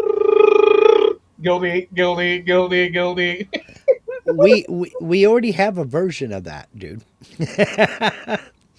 We already have a version of that. If you run a red light, Oh, the camera. in some areas they will mail you a ticket. That's right.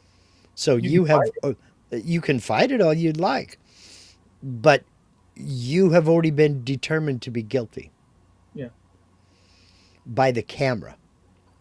yeah, that's true. Now, a person still has to match that up.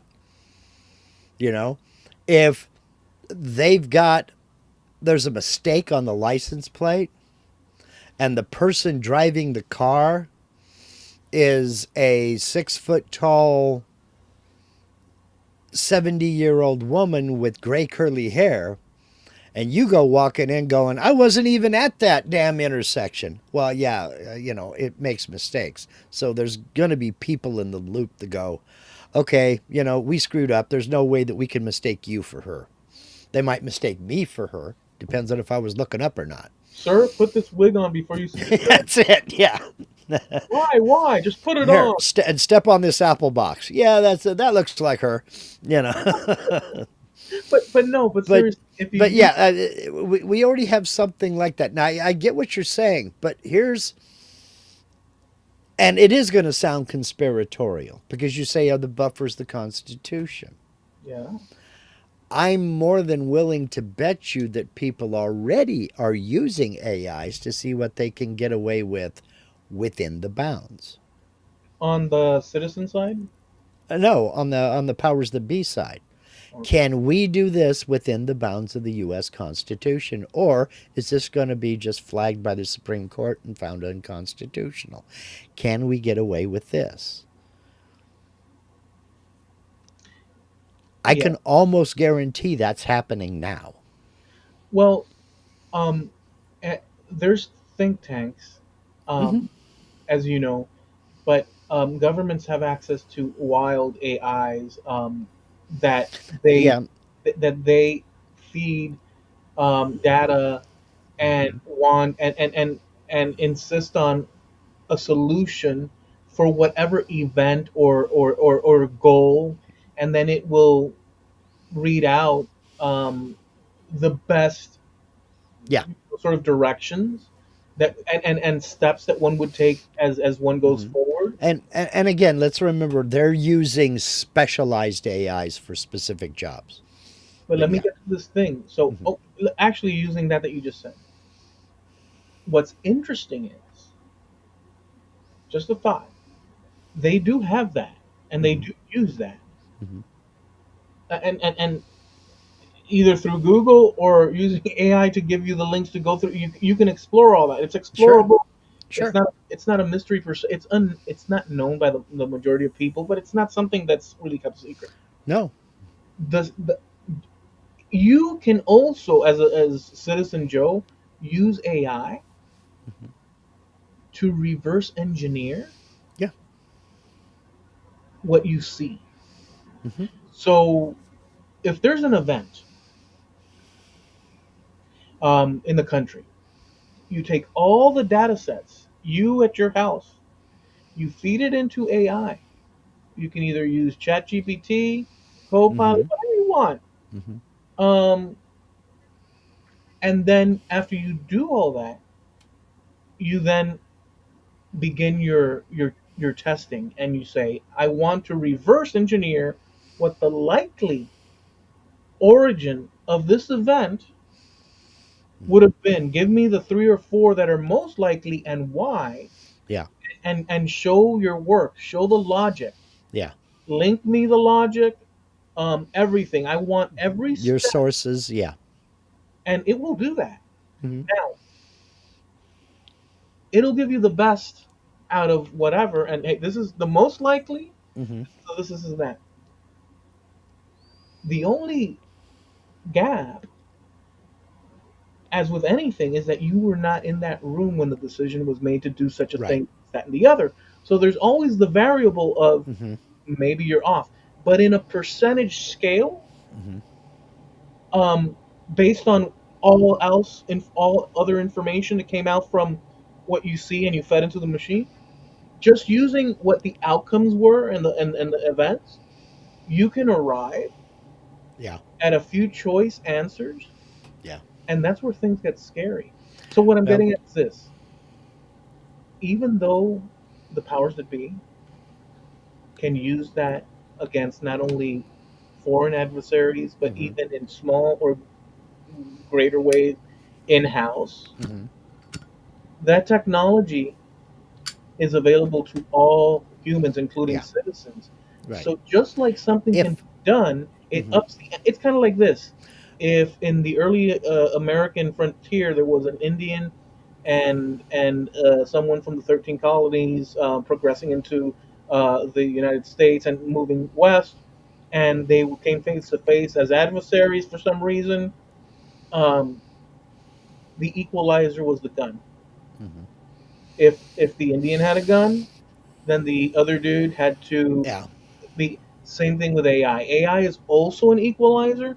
The only thing is that the powers that be are still the powers that be, dude. Yeah. And unless that AI is self censoring, because there are certain things you ask an AI and it won't give you an answer. There are certain things that the programmers of that AI have decided are forbidden. Yeah, but you would have to. So, There are certain things you can't ask it flat out to build me a nuclear weapon, this and that. right. But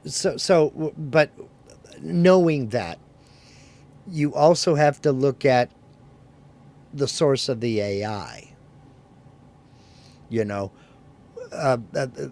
Copilot, the source of Copilot is Microsoft. Microsoft.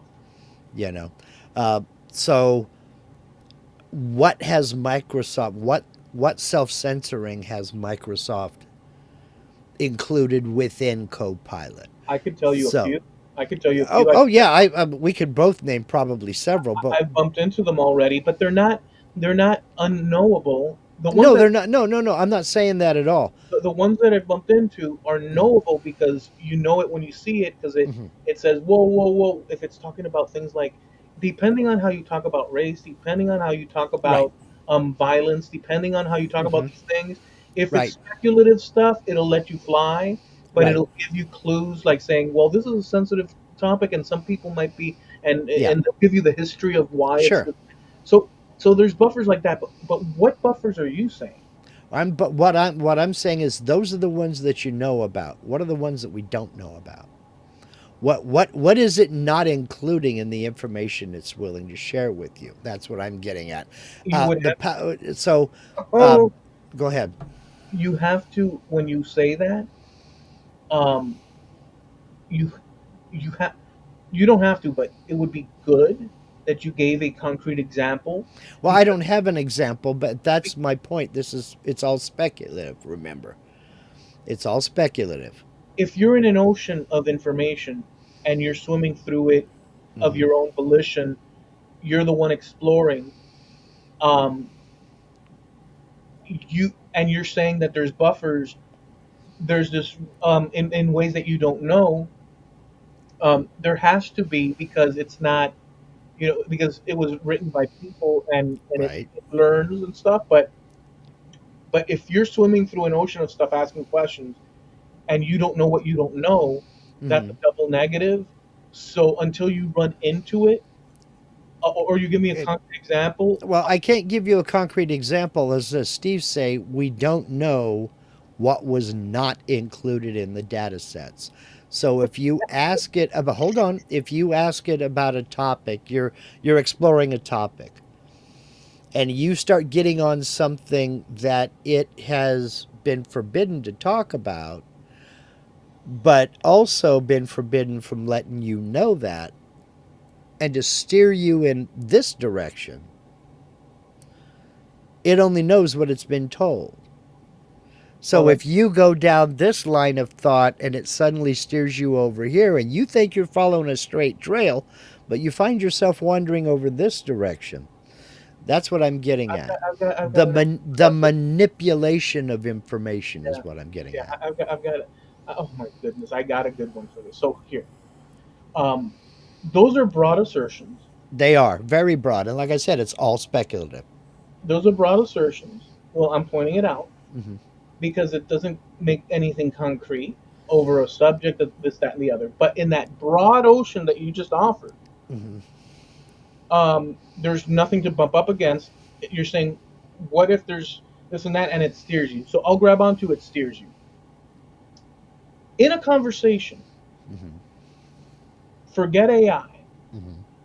you and I, in this conversation tonight, you have actively, Mark Lindsay of Oregon, Hmm. been as naturally it would be, and I have been doing it too because we're human beings and this is what human beings do. You have been actively, notice how I did that emphasis, steering the conversation ever so much in the ways to steer it. Now, I had, Hmm. and we've gone that way.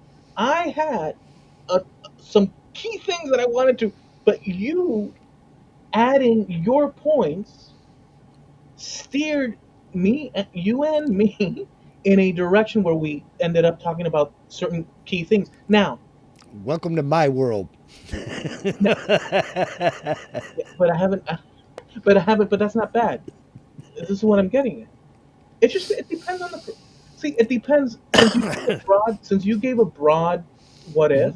Yeah. Now I'm trying to narrow it down, and I'm trying to explain that. You see, I can't narrow it down because I don't have an example, and I wish I did. Yeah, but I'm narrowing it down Hmm. to the fact that you've been doing what you were suggesting that AI would do. Uh huh.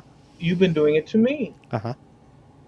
literally. And and But it's, oh, go ahead, go go ahead. ahead. No, I I was. wanted to know. You go. You know how we've discussed how the media will manipulate the facts to get their narrative out there. Yes. I see that as being possible within the AI as well. Let me get to that.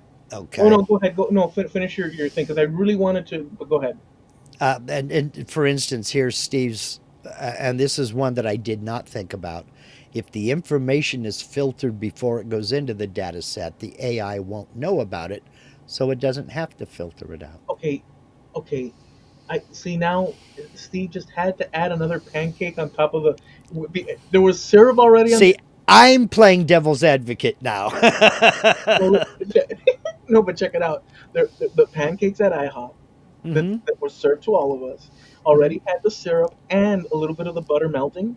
And then Hmm. he said, "You're Yeah, not a pancake, you son of a gun," and he put it on top of no, the syrup. no. He came in with a can of Ready Whip and a cherry and said, "Try this."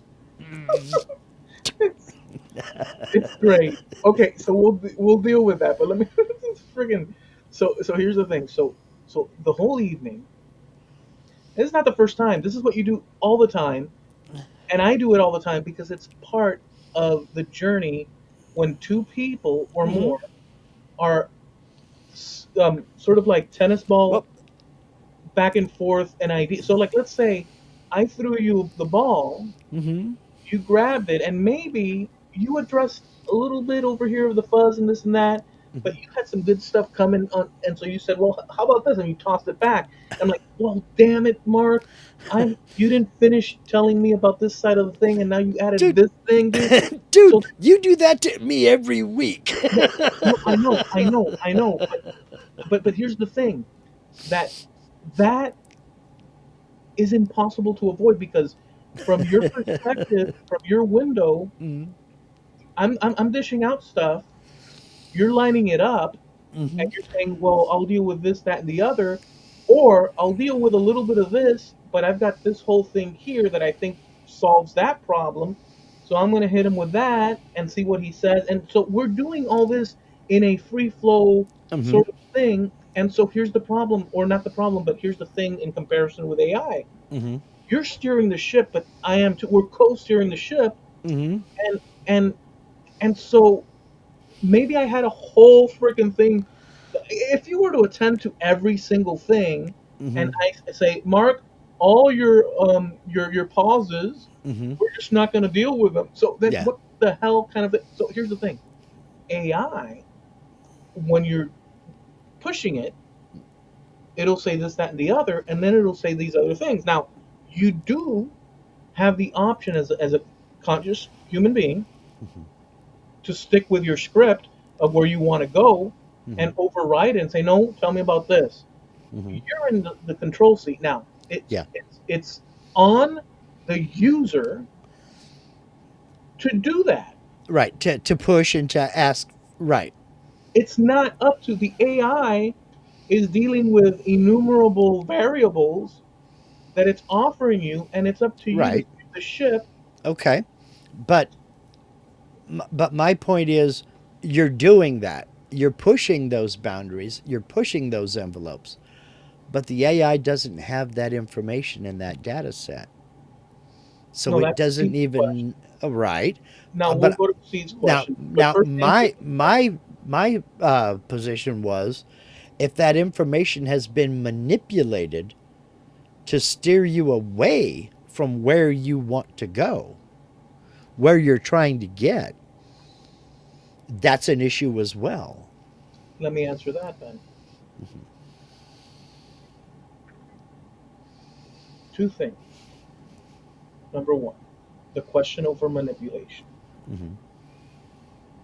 Is it manipulation for you, Mark Lindsay, to introduce within the conversation we're having a side road, which you do all the time? I know I do too.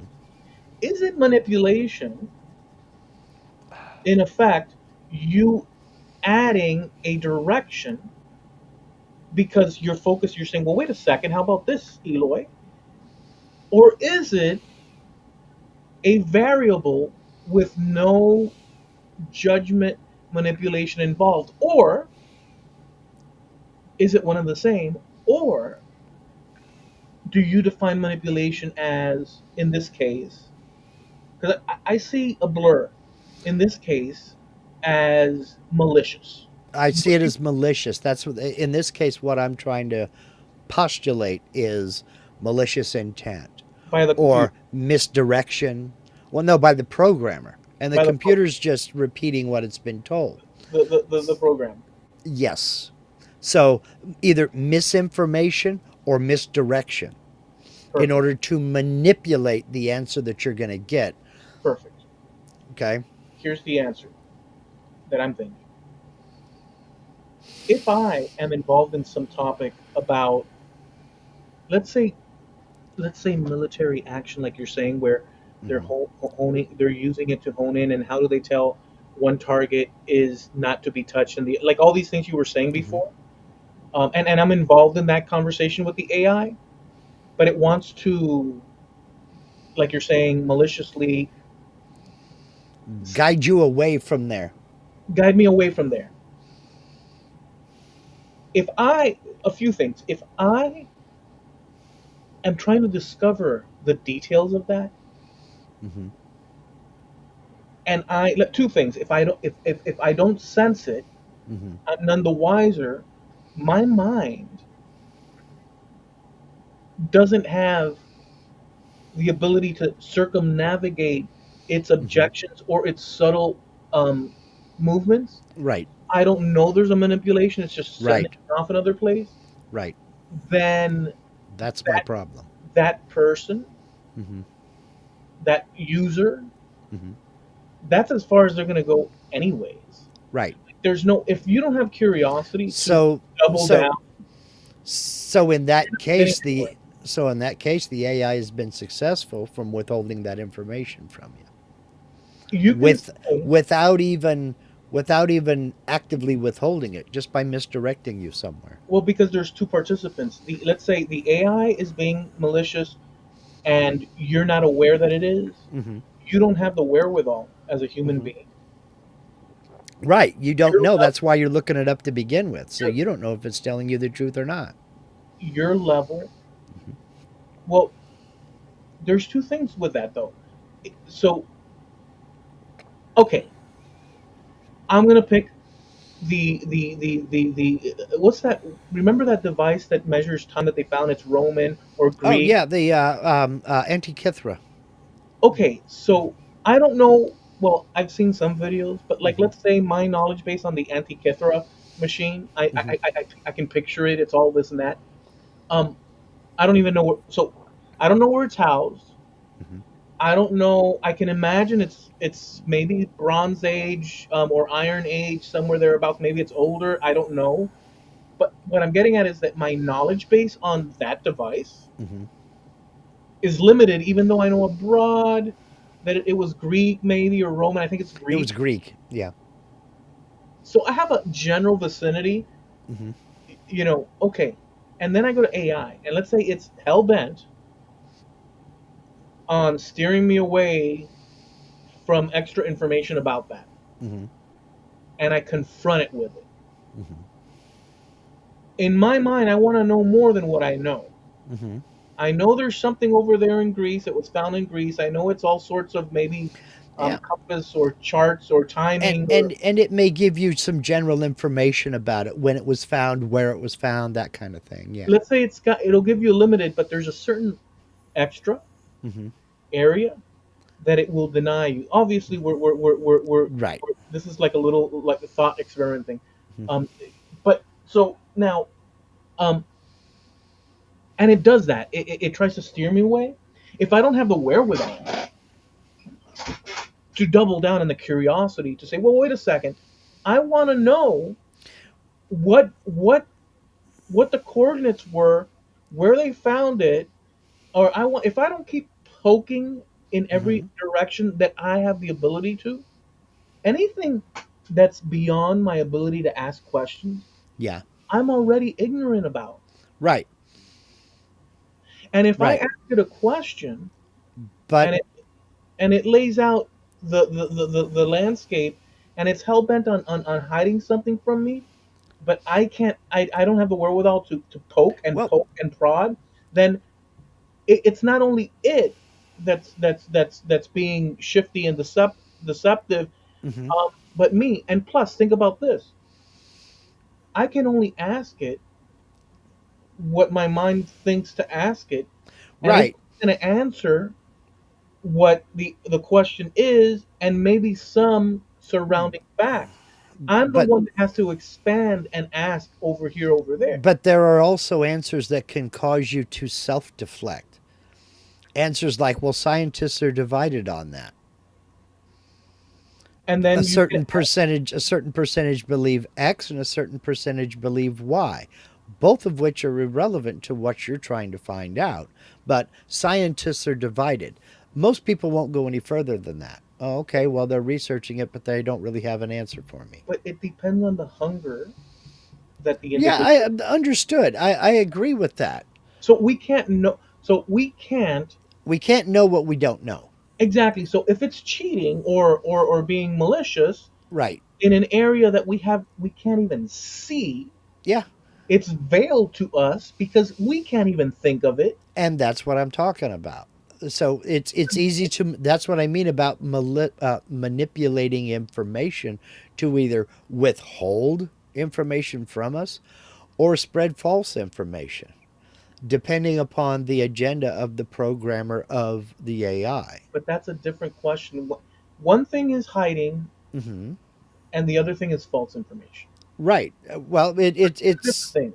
well understood, but that's why I said for nefarious reasons, because there's lots of stuff that they can do If it's to lying, manipulate. so the dark seedy thing that you're suggesting that it could do, but we wouldn't know, Hmm. and nobody's none the wiser. Just doesn't we just There's no access to it because we can't. That's one thing. The other one where there's intent to, you said, lying or Hmm. misleading. Misinformation. Okay, now there we enter a different situation Hmm. because now they're actively providing information, and you are the one that needs to Well, consume it or parse through it. right. I And get it. and so if you're a person that surface level accepts what's being offered you, Hmm. like you accept, then then you're basically going to do that across the board. Right. Like, so it's like But you have to have curiosity. yeah, understood, and I agree with that. However, let's use Greg's Nigerian prince again here, Hmm. because maybe you are that guy that is more curious, and you're going to go find another source if you're not getting any joy here. But they don't need to convince you. They don't need you to believe their misinformation. If that's what it puts out, you're the curious type, you're going to go somewhere else. But who's to say that 10 million people aren't that damn curious and are just going to believe what that AI says? Now that becomes fact, Here's my answer. you know? We're talking AI, Mm-hmm. but we'll shelve AI for one moment and Mm-hmm. just look at Google. A person Yeah, said, "Why did this happen?" And then the first top list is already filtered with their criteria. right. Therefore, that person that has no curiosity, Mm-hmm. that doesn't question the things around them and what's dished out to them, is going to accept the first one of two, three, or three things, and you're done. Exactly. So the AI aspect of it is just moving the ball into the AI court where the person responsible is the human being in order to ask Exactly. questions. All AI is in this instance is a it's a librarian. Now, Mm-hmm. barring barring what we don't know that it knows that we don't know to ask it, Mm-hmm. that's true whether it's hiding it from us or we don't have the ability in ourselves to even ask the darn question to begin with. So Right. it But itself, we don't know that part. Now, the other bit that you're saying where it's manipulating, mm-hmm. then that's an outright manipulation in our face. Right. But then that's still something that the human being has to parse through. Right. But again, that's I don't see that as being the majority of the population. It's not. The majority of the population is going to take that first answer Google speaks to. When was the last time you went to page 4 on a Google search? A few times, depending on the subject. Right. But not all the time, right? Usually in the first couple pages, if you don't find it, it's like, okay, let me ask something different. It depends on the subject. But how often do you go past page 10? Not very often. Rare. Yeah. It depends on the subject, but very rare. But then you look at page 1 and it says these are the first 30 out of 236 million, you know, and it's like, oh, nobody's going through 236 million results. Nobody. But it depends on the topic. So, like, if you're saying, tell It's me the not truth, possible to go through 236 million hits. but what I'm saying is, it depends on if the topic is like some sort of event Hmm. during the Vietnam War, let's say, that Sure. that was a particular iffy event within Hmm. the whole Or like timeline? just of interest to you because your cousin was in that battle. Okay, a Yeah. particular. So,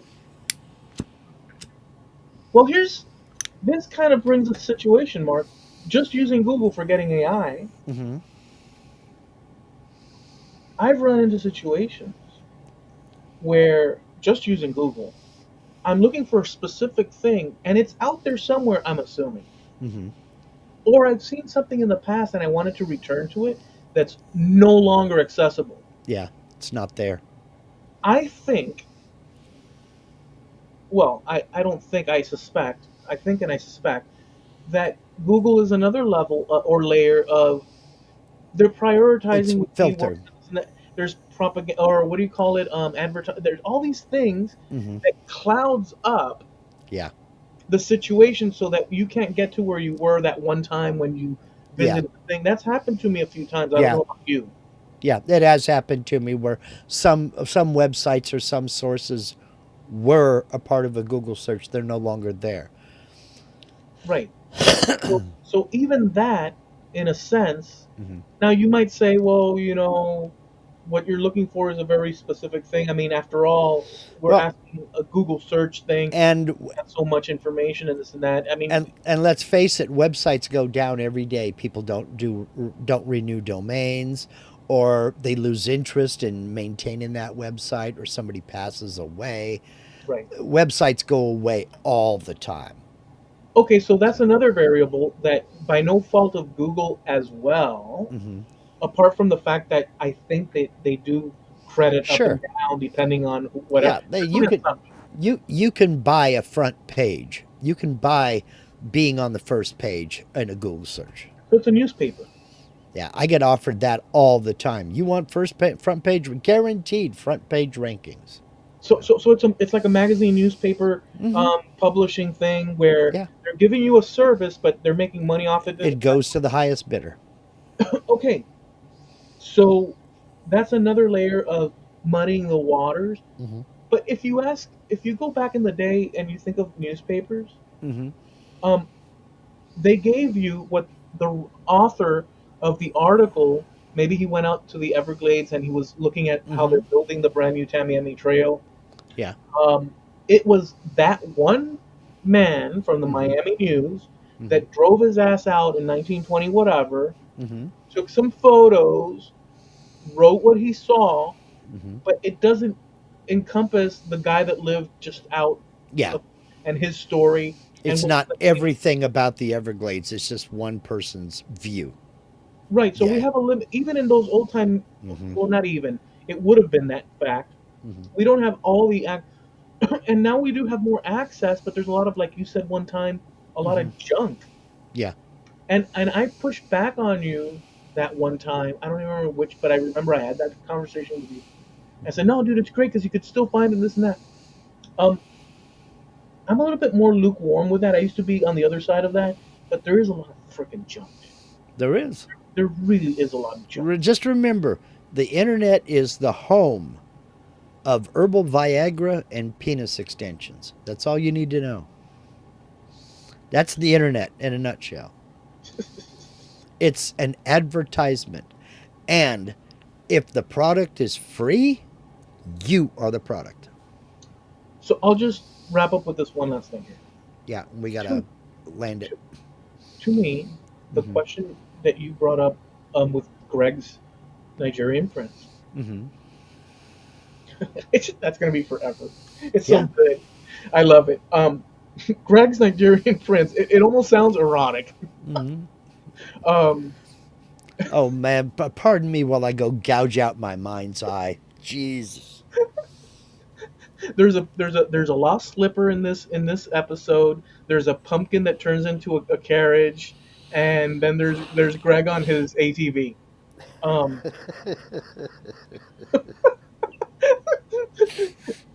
I just had this image of the patina mobile turning into a pumpkin at midnight. I don't even know if Greg's still out there or not. um, but if he caught that, I don't know what he'll say. Um, that just came out of nowhere. To address Greg's Nigerian friends, Hmm. Um, that's disturbing. Now I shouldn't have ever said that because now it just changes the whole concept of it. What do you, It was a dark and stormy night, and my camel needed rest.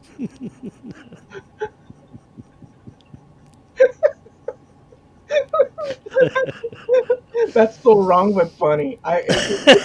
It's entertaining, but at the same time, oh jeez. See, Some um, things are going to haunt you for the rest of your life, and that's going to be one of them. that was, let me try to get this. So with Greg's story,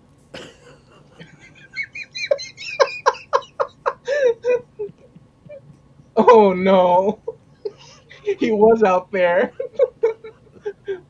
It just went all sorts of. This went wrong fast with the story of internet emails that were passed around in the early 2000s. So you Mm-hmm. can see how I distance it even further, watering it down. Um, that's what Greg did with the camp. No, okay, that's enough. Um, sorry, sorry. No, you're It, not. it's it's true according to Greg's explanation with that story, which was classic. Mm-hmm. At least for me, in that moment, it was just because I couldn't imagine that someone would not question it. Mm-hmm. But therein lies, and believe me, when I say that, I'm not even joking. What he explained to me was something that I had not considered because it goes to what you're saying too. This is a very key moment. The importance of the Nigerian prince email scam and Greg's answer about it speaks to you have people that are gullible enough to consume the email and maybe even proceed to offer funds um, in their innocence, gullibility, for whatever amount of different little factors. But most people, it's so blatantly, obviously, A ridiculously scam. thinking no logic whatsoever that most people would just discard it automatically. But Greg didn't lean on that. Greg leaned on the fact that, well, look, you may not, but there's someone out there, and that's all it takes, just a few select, for Mm-hmm. them to make their money. Exactly. Okay, considering AI Mm-hmm. in the scenario that you and Steve proposed, most people, and there's studies on this that so most people the questions that they ask like solve the weather and this and that, like solve that problem. This whole thing about exploring whether or not this one group of militants actually entered this place because they were funded by so and so, and that's how come the operation took place. Like just getting into that, Yeah. that's not population level Right. curiosity. Right. Not because people are like dumb or anything. It's just that people are doing their Yeah. thing. They want That's to know who won the Dallas Cowboys football game last night. Yeah. right. So this whole thing about these dark areas of intrigue that we're sort of like going in and digging, and that's for a select few people. The curiosity required to swat away objections from Mm-hmm. this AI scenario that you're talking about, where it's maliciously trying to sway you with Mm-hmm. misinformation and so on, those people would be caught already, just like the Yeah. Nigerian prince. It depends on the level of curiosity that the person has, and even then, as curious as I'm suggesting that I might be, Mm-hmm. I'm only curious, me, in the areas that I'm curious about, Yeah. Exactly. leaving out Mm-hmm. a world of other things Uh-huh. that because at the Well, end of the day, we're just a one point perspective of a human and, being. and that's what I'm trying to get at. They're not trying to get you. They're not trying to. They're going after the guy who will believe that. They're going after the gullible, and to them, what they are told is fact. Yeah, You get enough of them, you got an issue. yeah, and you know what? Most people, Um,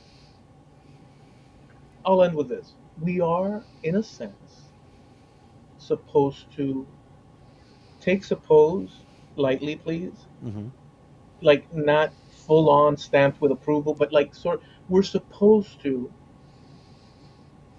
in theory, I'm so suspicious of everything, but we're supposed to, growing up in America, when we watch the news and watch our Hmm. politicians and watch our leaders, we're we're supposed to say, well, look, they're saying this, and that's what's going on, and now I'm an informed citizen, and this person represents me, and or my area, and and I get to, and they're taking care of things, and things are working, and this is everything's okay, and this and that, and so there's a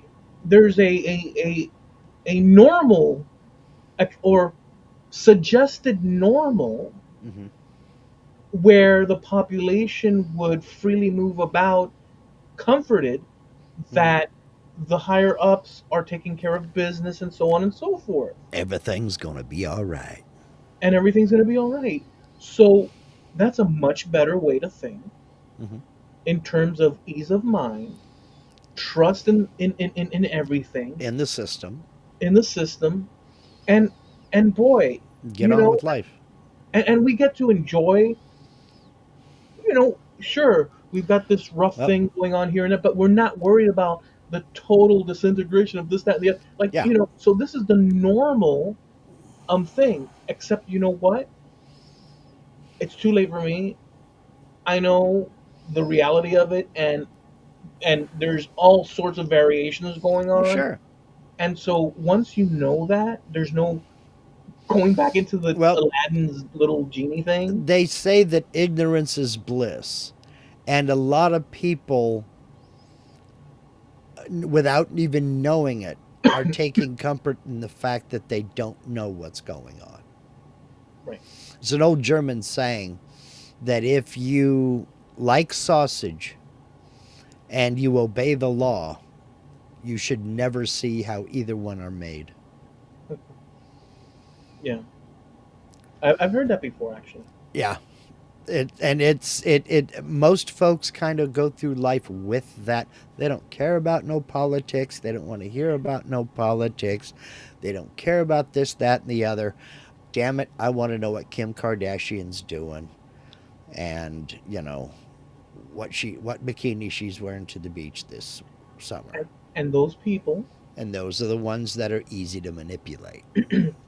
and those people, when they use a system like AI or Google, do you think that these people, whether it's AI or Google, and by the way, I'm not disparaging these people, we need people to enjoy, I don't know, Christmas decoration production, the Mm-hmm. month leading up to Christmas. We need people focused on Halloween, Mm-hmm. production of things, and even storytelling of Halloween, this and that. Um, you know, the Atom Smasher, as an example. We need people that are involved in aviation, seating. That's their comfort, and they're into that, or manufacture. We need all the variety that exists in society for people to do the things that Yeah. one day you're on the road and you say, you Yeah. know what, I need this tumbler because it's a specific. Yes. So we need that. Right. Somebody has to make that Snickers bar that I'm going to buy at the next truck stop. Yes, Somebody made it. Somebody had to deliver it. Somebody had to put it, on the shelf that day. right. So I'm not suggesting, this and that, but those people that are doing that you're saying don't Hmm. want to see the sausages being made. If they do use AI or Google for that matter, they're not going to search what you and I search for. Right. They might, Hmm. but generally, the truest thing to say is Hmm. they're going to search for the things that they're interested in. Yeah. Yeah. Exactly. And that might be the size of Kylie Jenner's waist or something. So that's two Kardashians I've named. I may write home. That might be worth writing home about. I know the names of two Kardashians. Wow.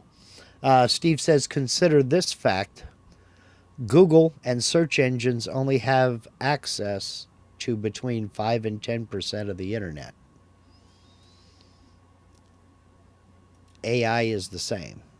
Yeah, there's a lot of the internet that Google and search engines don't have access to, Let me ask Copilot. This is like curiosity. like Facebook. I'm going to ask you what, because there's different, but let's see what it says. Set of the net do you actually have access to? I've never asked it that question. Great question, and the answer is a bit nuanced. I don't have access to the entire internet, but I can access a vast and constantly updated portion of it. Here's how it works. What I do have access to: publicly available websites, news outlets, government sites, educational resources, blogs, forums, and more. Structured databases like Wikipedia, scientific publications, and open data repositories.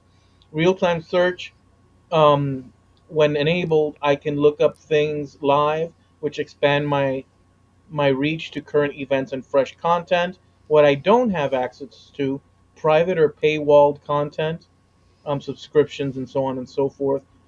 User specific data. I can't access your personal accounts, emails, or anything like that. And they can't act. He or she can't, or it can't access the deep web or dark web. So what's the percent? There's no precise number. I said, but the estimates suggest that the surface web, the part the internet accessible to search engines, is only 4 to 10% of the total internet. That's the part I can explore. The rest is made up of deep web, private databases, and so on and so forth. Blah blah blah. Yeah, like it can't access Facebook, YouTube, Instagram. Can't access any of that. No, it can access Substack. I can tell you that it does have access to Substack, but it can only read the titles and this and that. Right. So things like that. Yeah. So Steve said between 5 and 10%. The AI said between 4 and 10%. Yeah. So pretty accurate, you know. Well, yeah, no, and so and it gave us the ins and outs of that. Mm-hmm. So imagine all the rest. Well, how many books does it have access to? How much how much literature do you have access to? Public libraries, I would imagine, but I don't know if that includes the text of the books. I have access to a huge amount of literature content, but not everything. There are some important boundaries. Here's the breakdown. What I can access: public domain works. These are books, poems, plays, other texts whose copyright has expired. Shakespeare, Homer, Jane Austen, Charles Dickens, ancient epics, classic philosophy, early 20th century novels, Steamboat Willie. summaries and analyses. I provide detailed breakdowns, themes, characters, studies, interpretations of many modern works, quotes, excerpts, user uploaded content. If you share passages or ask about specific excerpts, I can help interpret or expand. Full copyrighted what I can't. Full copyrighted text. I can't give you the entire text. It can give you quotes though, because it has done like Yeah, section, but it can't do the whole thing. Subscription only content, unpublished private works, and then it goes into more details. But you get the point. yeah. So So I, public domain. yeah. So it's got what it has, more than we can consume. Sure, You know. sure. So All right, it's about time for us to land this airplane because I'm getting low on gas. Man, all right, sounds good. Well, we hope you enjoyed it. We go live every Tuesday at 9:30 Eastern, 6:30 Pacific Coast time here on the Trampled Underfoot podcast show on YouTube. We also have a site over on Facebook, and it's Trampled Underfoot Podcast on Facebook. We usually post, you know, images, links, and such to some of the themes that we touch on during the podcast. And we also have a site over on trampledunderfootpodcast.com. If you catch past episodes, check that out. So we are also sponsored by. quick, mash the button. There, mash that button. Harneal Media. You're a man with the plot. You're a man with the plan. I've been singing the praises of Steve over at Harneal Media for, well, since Christ was a corporal, it seems. And I do that for a couple of reasons. Number one, he's very good at what he does. How he does it all, I don't know. Still to this day, I don't think the man sleeps. I know he doesn't go outside, but I don't know if he sleeps or not. I can't verify it. Anyhow, number two, he's very competitively priced. And sometimes you wonder how does heck does he get away with doing it so cheaply? Well, there's nothing cheap about Steve and Harneal Media.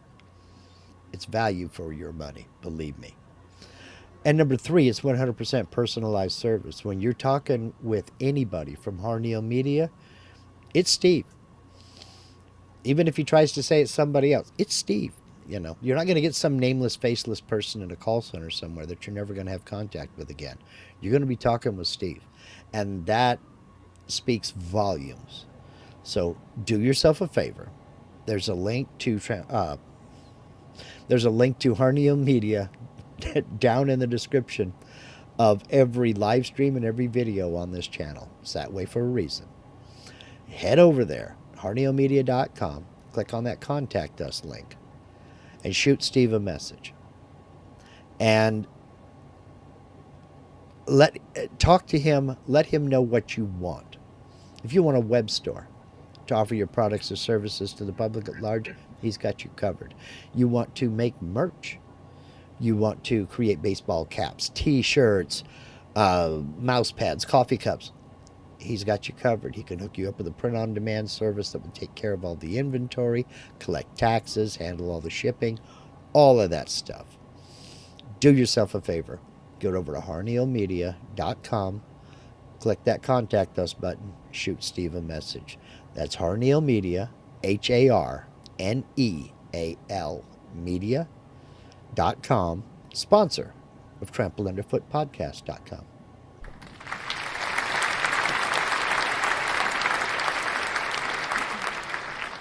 You actually timed that right. You let me finish.